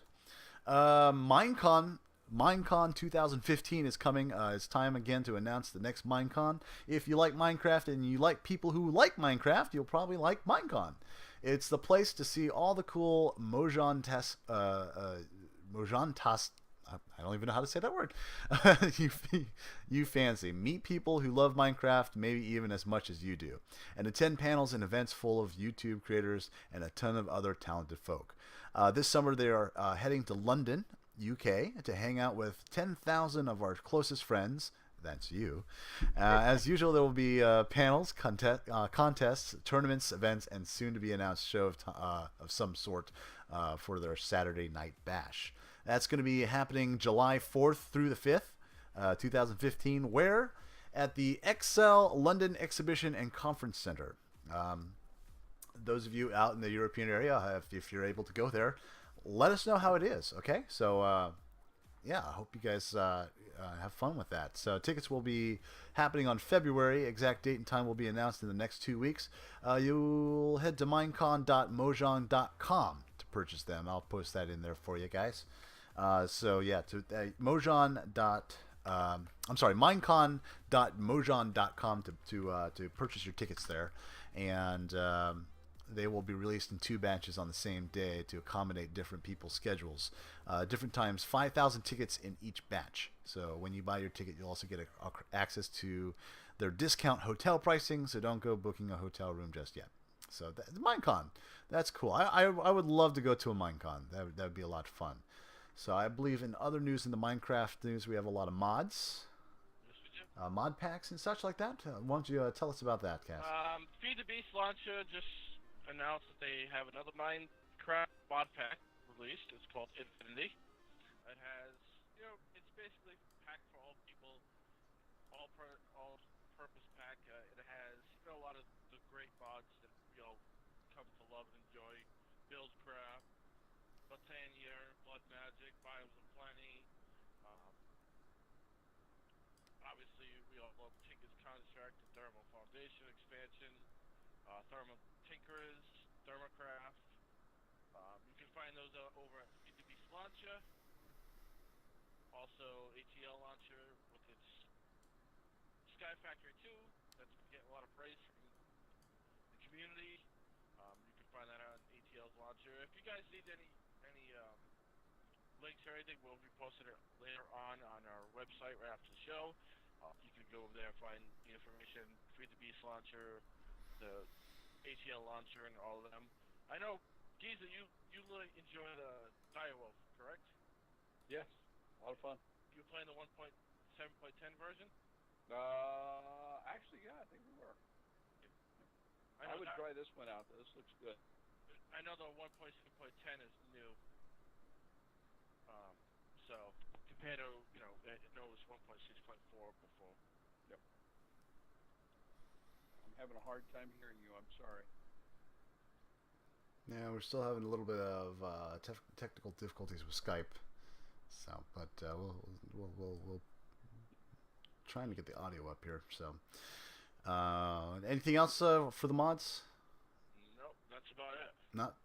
That's about it. So on the go here, we've got Pandora with the PlayStation news, and here's Pandora.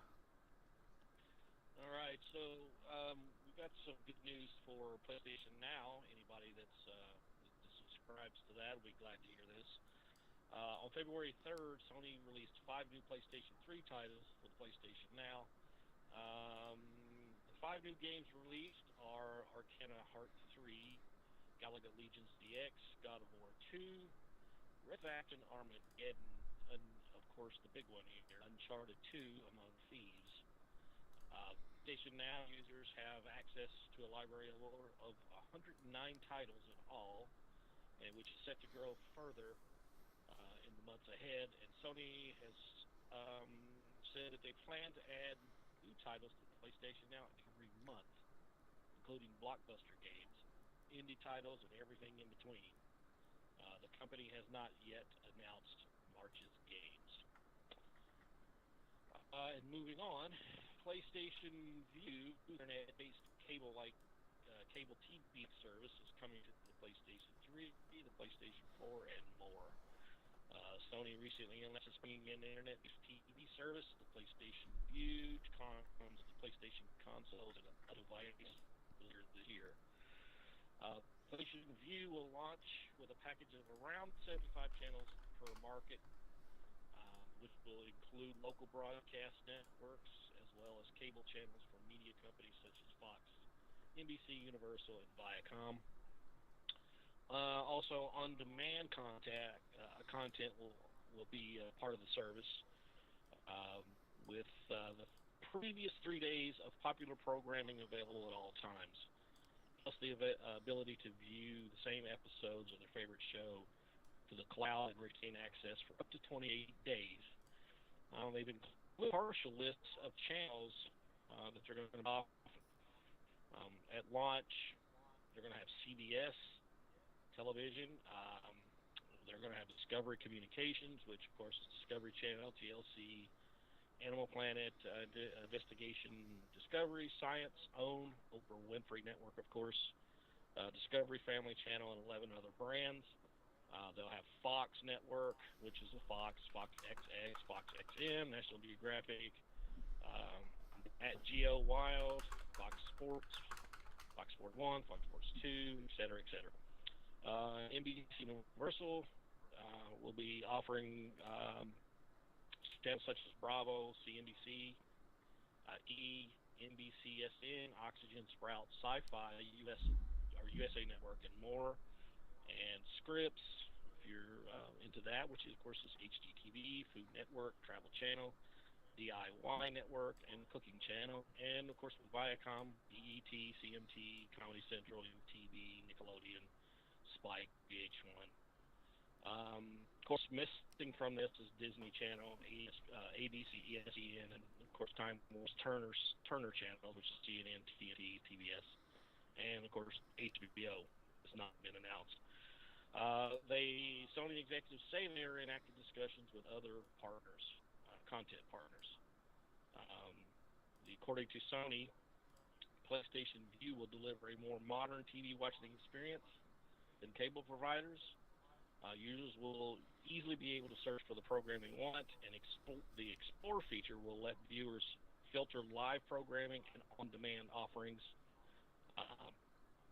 Sony has given no details about pricing yet, but said that it will offer subscriptions on a month-to-month basis at a fair and competitive price with no contracts or no hidden fees and no cancellation charges.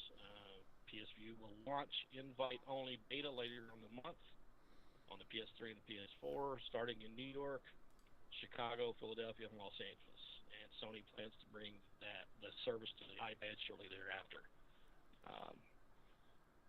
And moving on to Persona 5, which will be releasing on the PS3 and the PS4. Developers Atlas has recently announced a bit of gameplay footage for their upcoming title, Persona 5. The video reveals some game lead characters, which I believe we're going to be showing the trailer, right? I actually got it going right now. Okay. Producer Hashino has had the following to say about the game in a letter he wrote to fans of the series. This time, it's about a group of high school students that are being chased by unexpected occurrences due to the justice they believe in. We're writing the story to convey a thrilling everyday life in the shoes of these characters that are life in this juvenile school setting. He also stated that the game has evolved and improved for both graphics and sound. What is interesting to note, if you pay attention in the trailer, is the thematic color, which is red this time, where in previous games, Persona 3 and 4 were blue and yellow. Persona 5 is slated to come to both the PS3 and PS4 sometime later this year in Japan. A 2015 release date for the U.S. has not been confirmed. And that wraps up the PlayStation news. Take a look at a little bit more of this trailer. Also, we have a question from Adam. He asks, do you ever stream classic old school games? If not, would you? He's asking all of us. So, Geez, you can start it off if you want. Oh, hold on 1 second. Let me get this back here. So that's Persona 5. And we're back. Okay.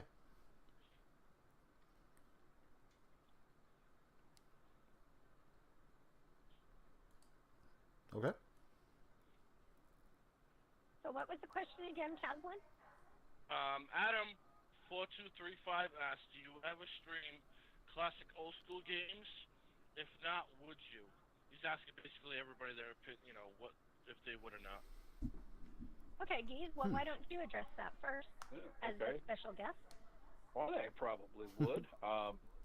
Question becomes, which one do you stream? I mean, there's a lot of really great games that come through. Yeah, I think I would, because I think there's a lot of people who like the retro games and retro styles. We've seen a couple tonight that got my attention because they were sort of old school. So I wouldn't have a problem doing that. I don't know that I'd do a heavy dose of it, but I think it'd be kind of fun to take a couple hours a week and say, hey, remember this game? And maybe turn people back onto the fun that's been had in the past. Yeah, I think I would definitely, if I could get my hands on some of the ROMs out there. I mean, back when I started playing video games for the first time, got my first NES, and playing some of those retro games back there, I would definitely stream it. I have my NES somewhere around here. I know it doesn't work anymore, but but I actually love those retro type games. Like I said, the side scrollers are one of my favorites. So yeah, I would do that if I had the equipment. I know I can get some ROMs, but do you think anybody would watch text-based role-playing games? I don't know. Like Zork? Zork? I remember Zork. I wish I could. Oh my gosh. And have it work again. I love that game. I so want Zork back. There's a lot of ones I would stream. I'm actually hold on. I have it in my hands, but I don't know if you guys can see this. Dungeons & Dragons Anthology has has all the Baldur's Gate series, all Icewind Dales. It's got Planescape Torment and Temple of Elemental Evil. This is my type of games. I'm a huge Dungeons & Dragons Forgotten Realms fan. Watching the show reminded me of another game I really liked back in the day called Myst. Better remember Myst? Oh. That was a great game. So the second one, I think the second one was called. I liked Myst. I liked Myst, but I liked Riven better. Riven better. I honestly did. A if I could find Maniac Mansion again, I would definitely stream that because I love that game.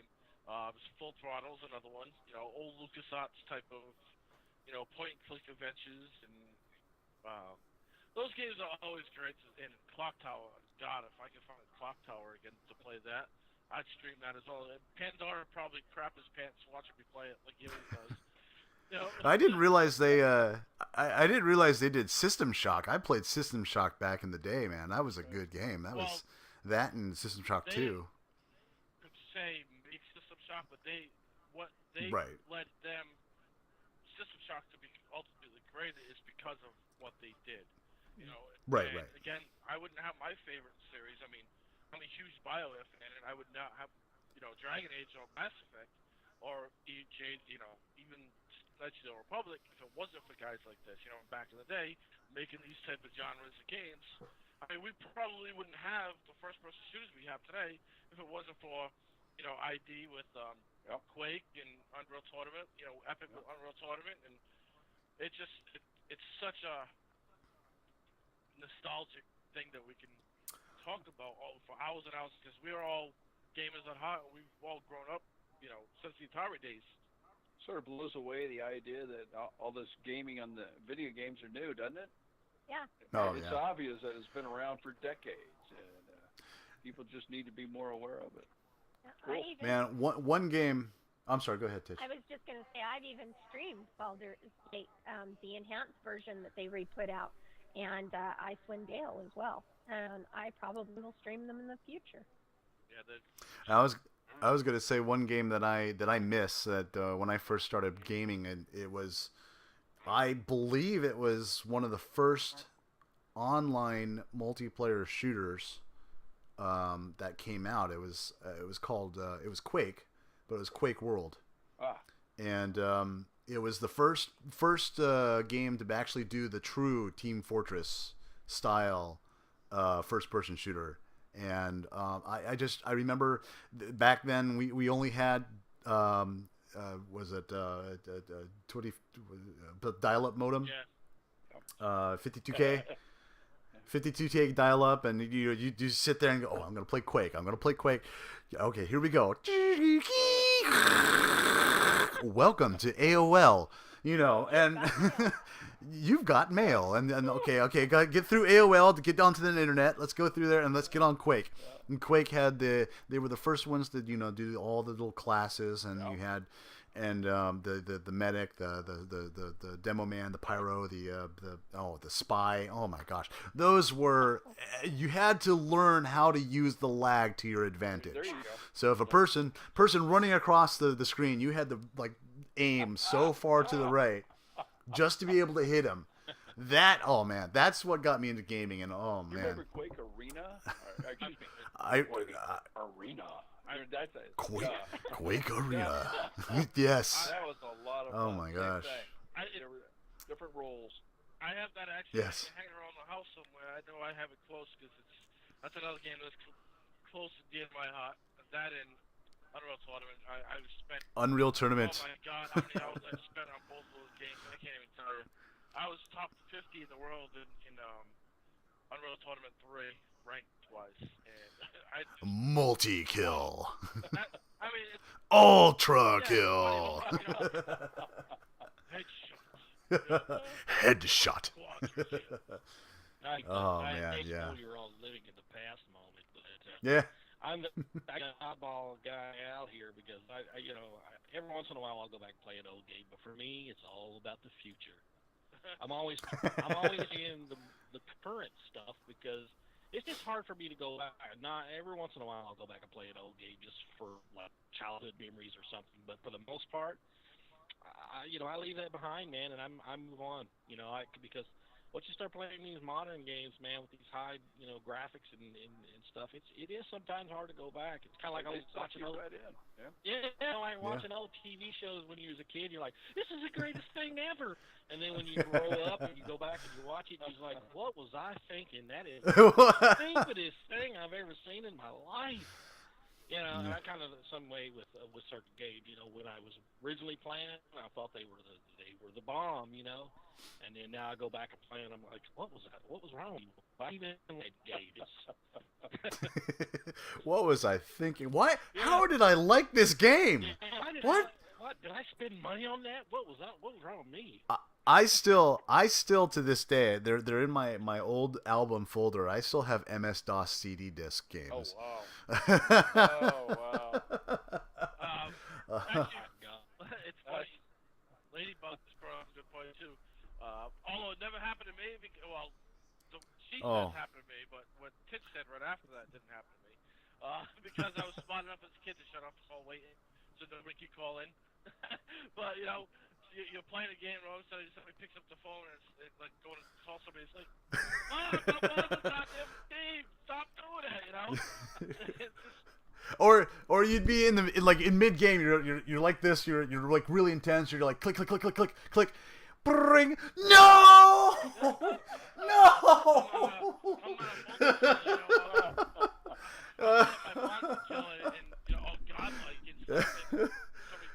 The phone rings. Where the hell did the internet just go? Oh man! And then someone else picks up the phone line, and you're like, "Oh, come on, really? Are you kidding me?" And then that was the only time that you're pacing back and forth in front of the person who's using the phone, like, "Come on, hurry up, get off, hurry up, get off, hurry up, get off." But usually when somebody called in too, they used to kick you off the game, and be like, "Oh, son of a bitch!" I'm like, "No, there's got to be a way around this." I remember. Going back and reminiscing. I do remember those days of waking up at 1 o'clock in the morning, sneaking out to the living room and trying not to wake up my parents, taking as many blankets as possible and shoving it against the damn computer so it wouldn't make that damn modem sound, and try to play Quake.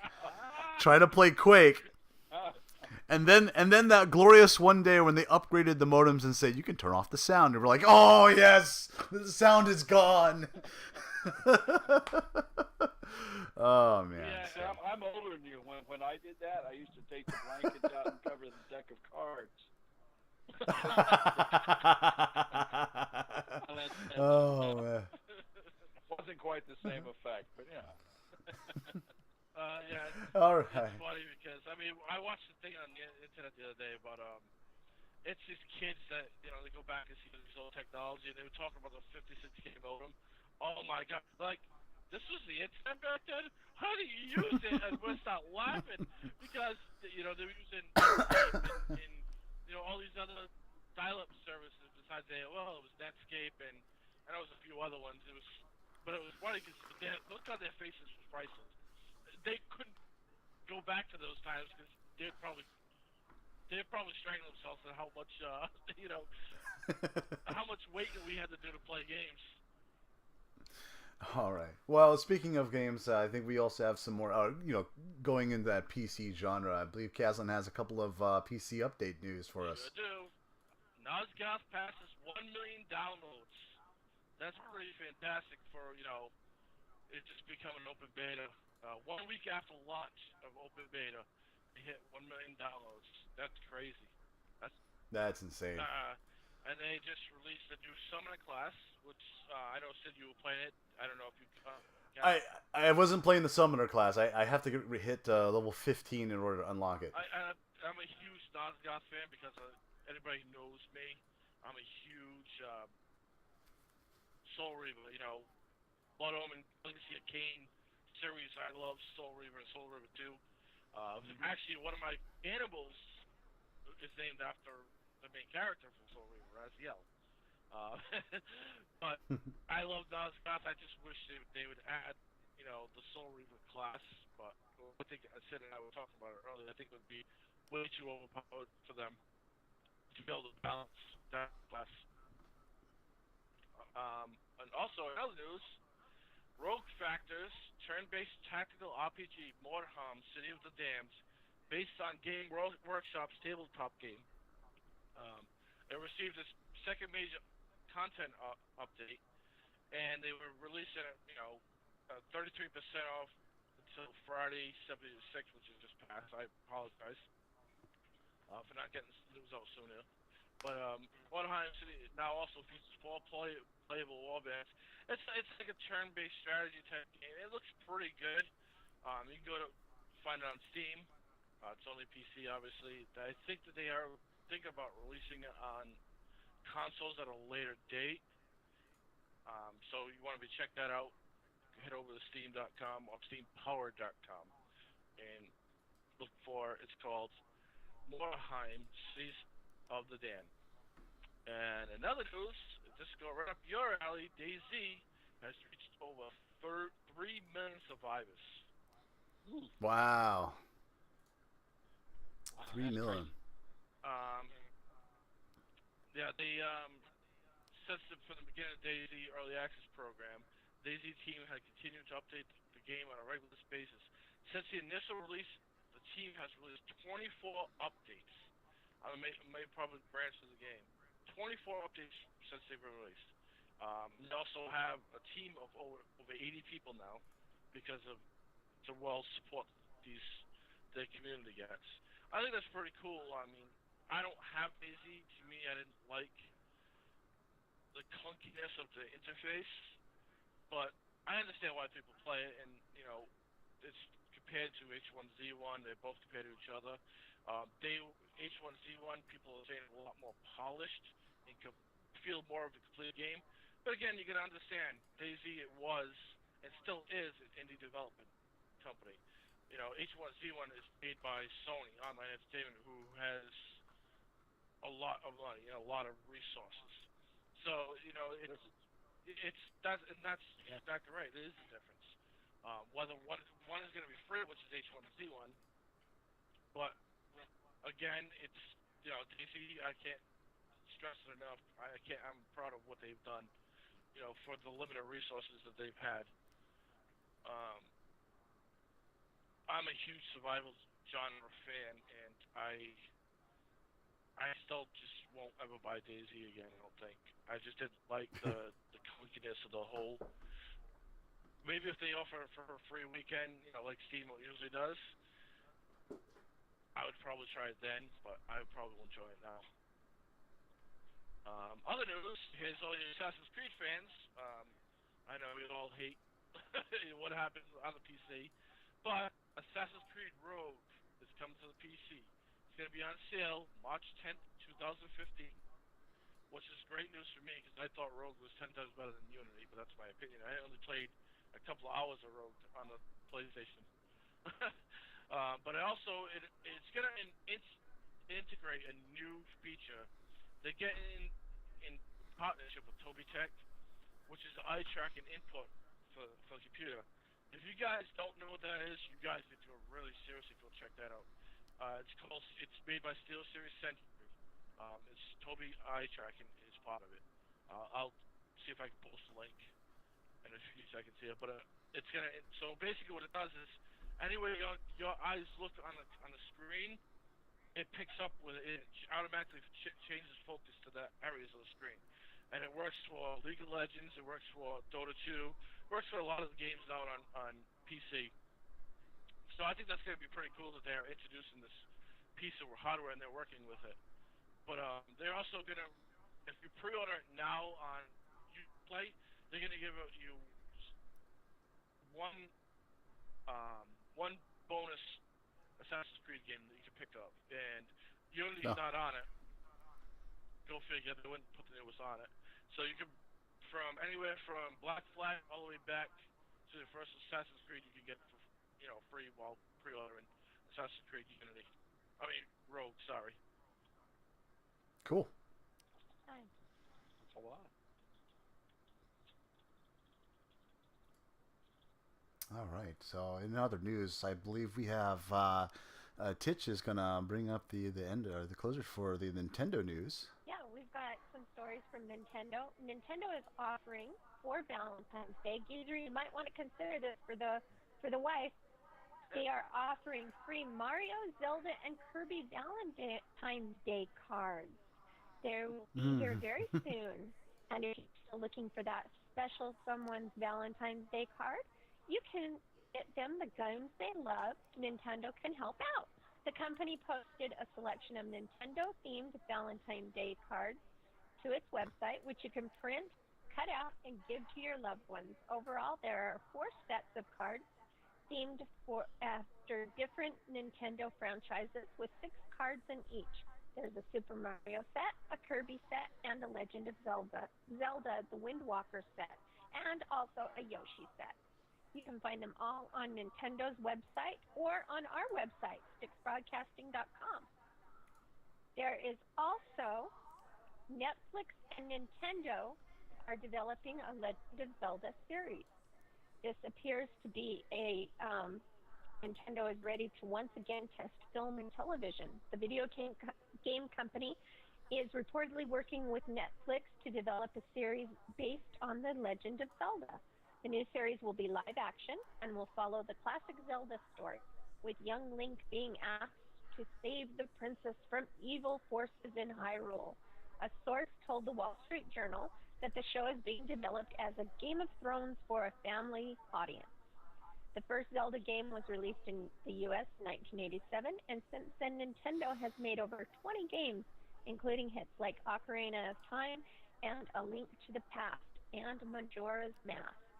Nintendo is notorious for being wary about turning its properties into television shows or movies because it has had almost no success.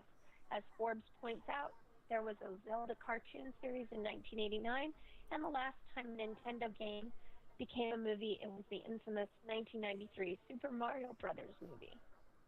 Which they promised a sequel and they never did. I know, and now Bob Hoskins. Yeah, I'm kind of glad that they didn't finish making the second movie, because that was probably the worst movie of all time that I've seen. I don't give a damn. I loved that movie. It was terrible, and I loved it. It had that quirkiness about it, so I mean, I understand that. Yeah. It's just no. Well, I'm going to say it. I actually liked it. Rounding out the Nintendo news, Xenoblade Chronicles 3D gets a release date and a new trailer. Nintendo recently confirmed a new trailer, Xenoblade Chronicles 3D, the upcoming port of Monolith Soft's Wii game, will launch exclusively for the Nintendo 3DS on April 10th. The game is playable only on the new Nintendo 3DS, not the older models of the handheld, and the new Nintendo 3DS XL launches on February 13th for $200. The reason Xenoblade Chronicles 3D is exclusive to the new 3DS is because the system packs a speedier CPU that is necessary for running the game. The only game to be announced so far that requires a new system is Xenoblade Chronicles, which will also, this new 3DS will also play the regular 3DS games. And the original Xenoblade Chronicles was released for Wii in Japan in 2010. After a fan petition, the game ended up being released in Europe also in 2011 and North America in 2012. Awesome. Well, thank you very much for that insight.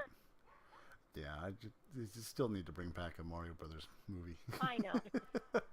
They still need to. An updated one, a redo, or what do you call it? A reboot. Reboot. Yes.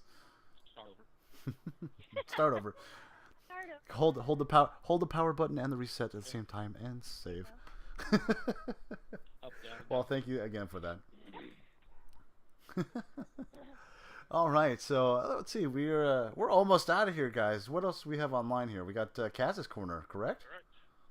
All right, Kaz, we'll take it away. I don't know about you guys, but Sony, Sega is a big piece of my heart. I mean, I grew up as a kid. We all know Nintendo was such a great company, but I was a huge Sega fan. I loved everything about Sega and every ounce of Sega. I still have every Sega system ever made, and my favorite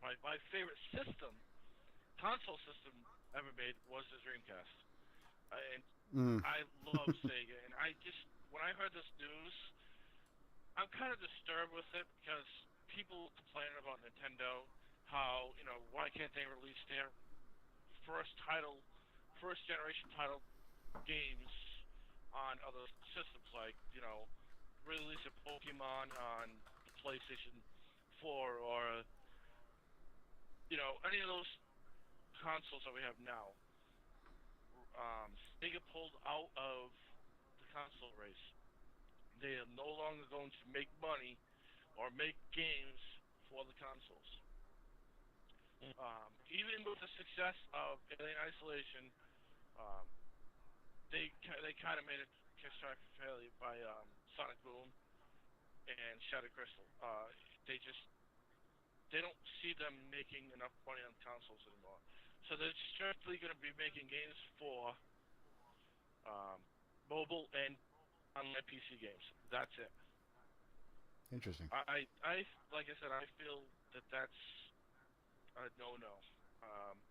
It just, to me, it's one step closer to seeing a company that I absolutely love go out of business. And I hope that's not true again, because of one of the highest games on Steam played is called Football Manager, Football Manager series, and it's actually published by Sega. So what happens to this franchise if Sega decides to go under? Are we gonna miss, potentially having this franchise for the rest of our life, or because it's such a huge seller? And if you guys don't believe me, it actually still to this day on the PC charts, it's still number 4 overall sold. And people say, why would they take it off the consoles when they make more money? I'll tell you right now, nobody has more registered users than Steam does. Steam has over 100 million registered users, active users.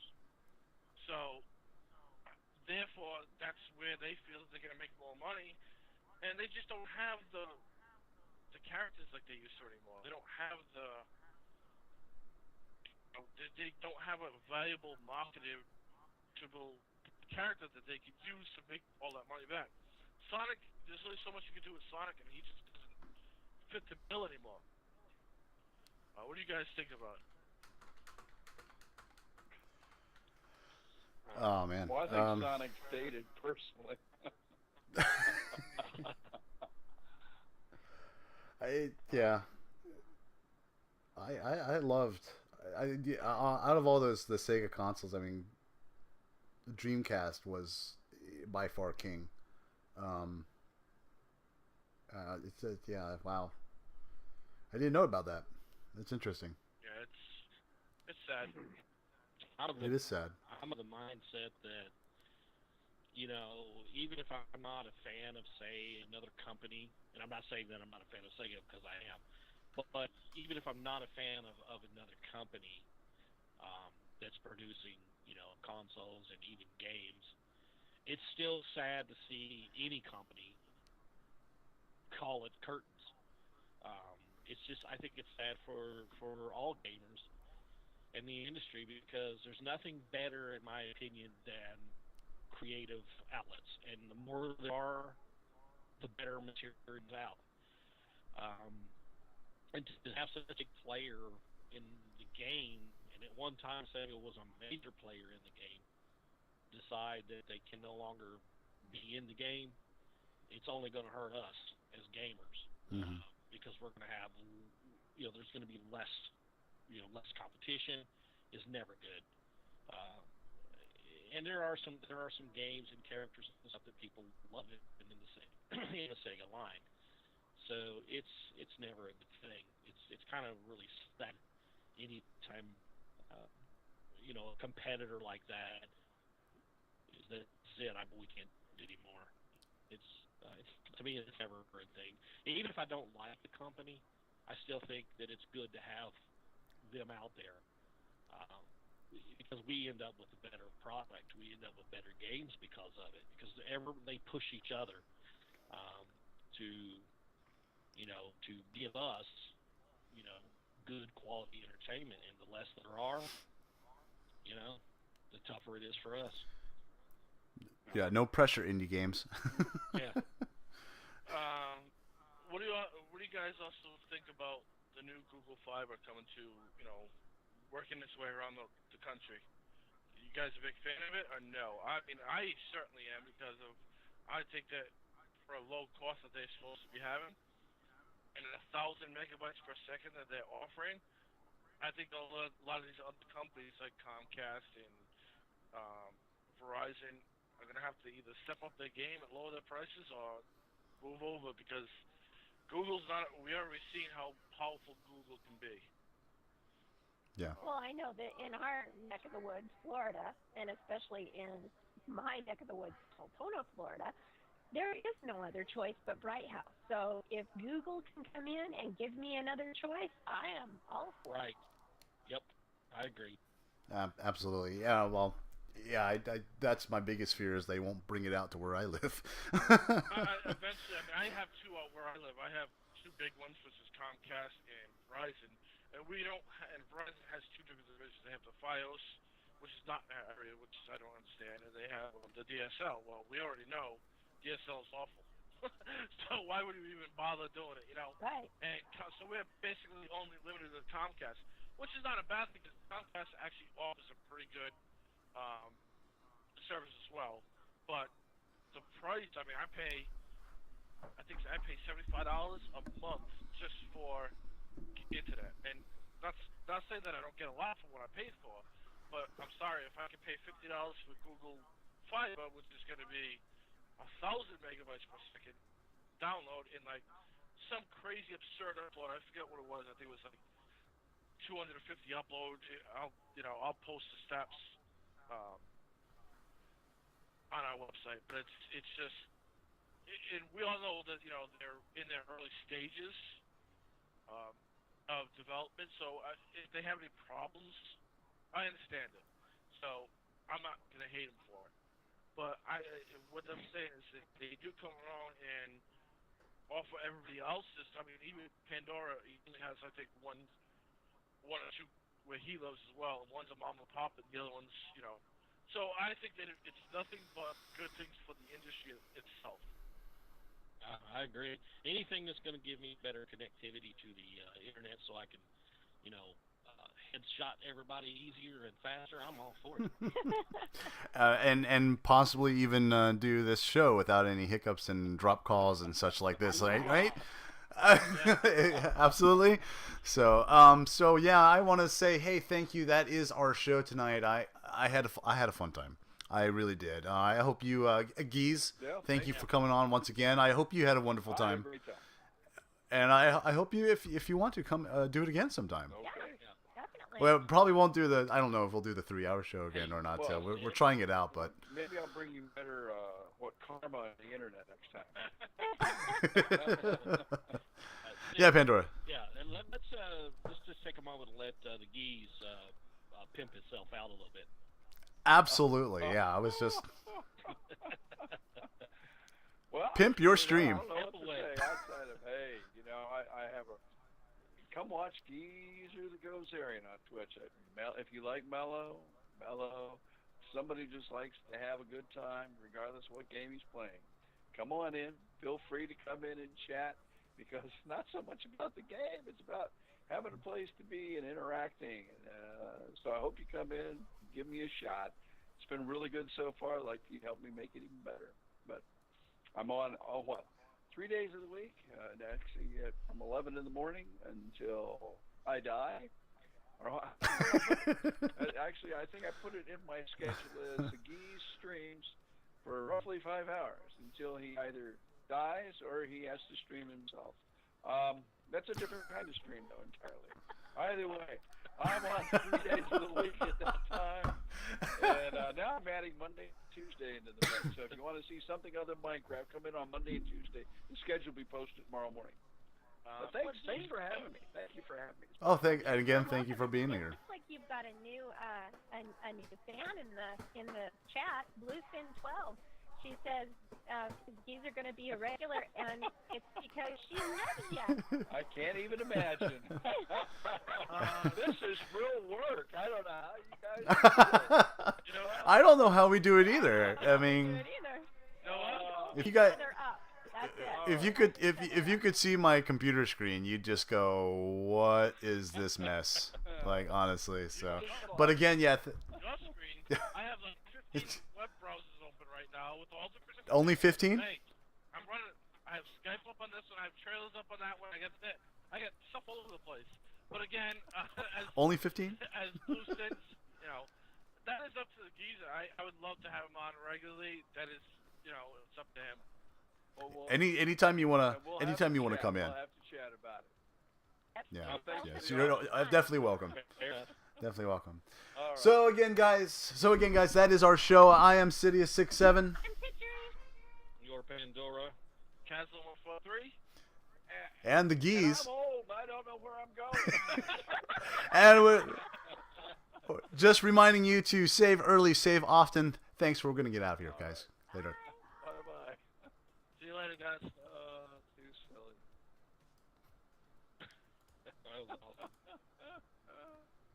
That's how I used to raid people. I'd have people raid. I'm old. I don't know where I'm going.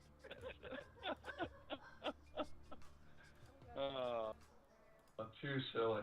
Hey, guys.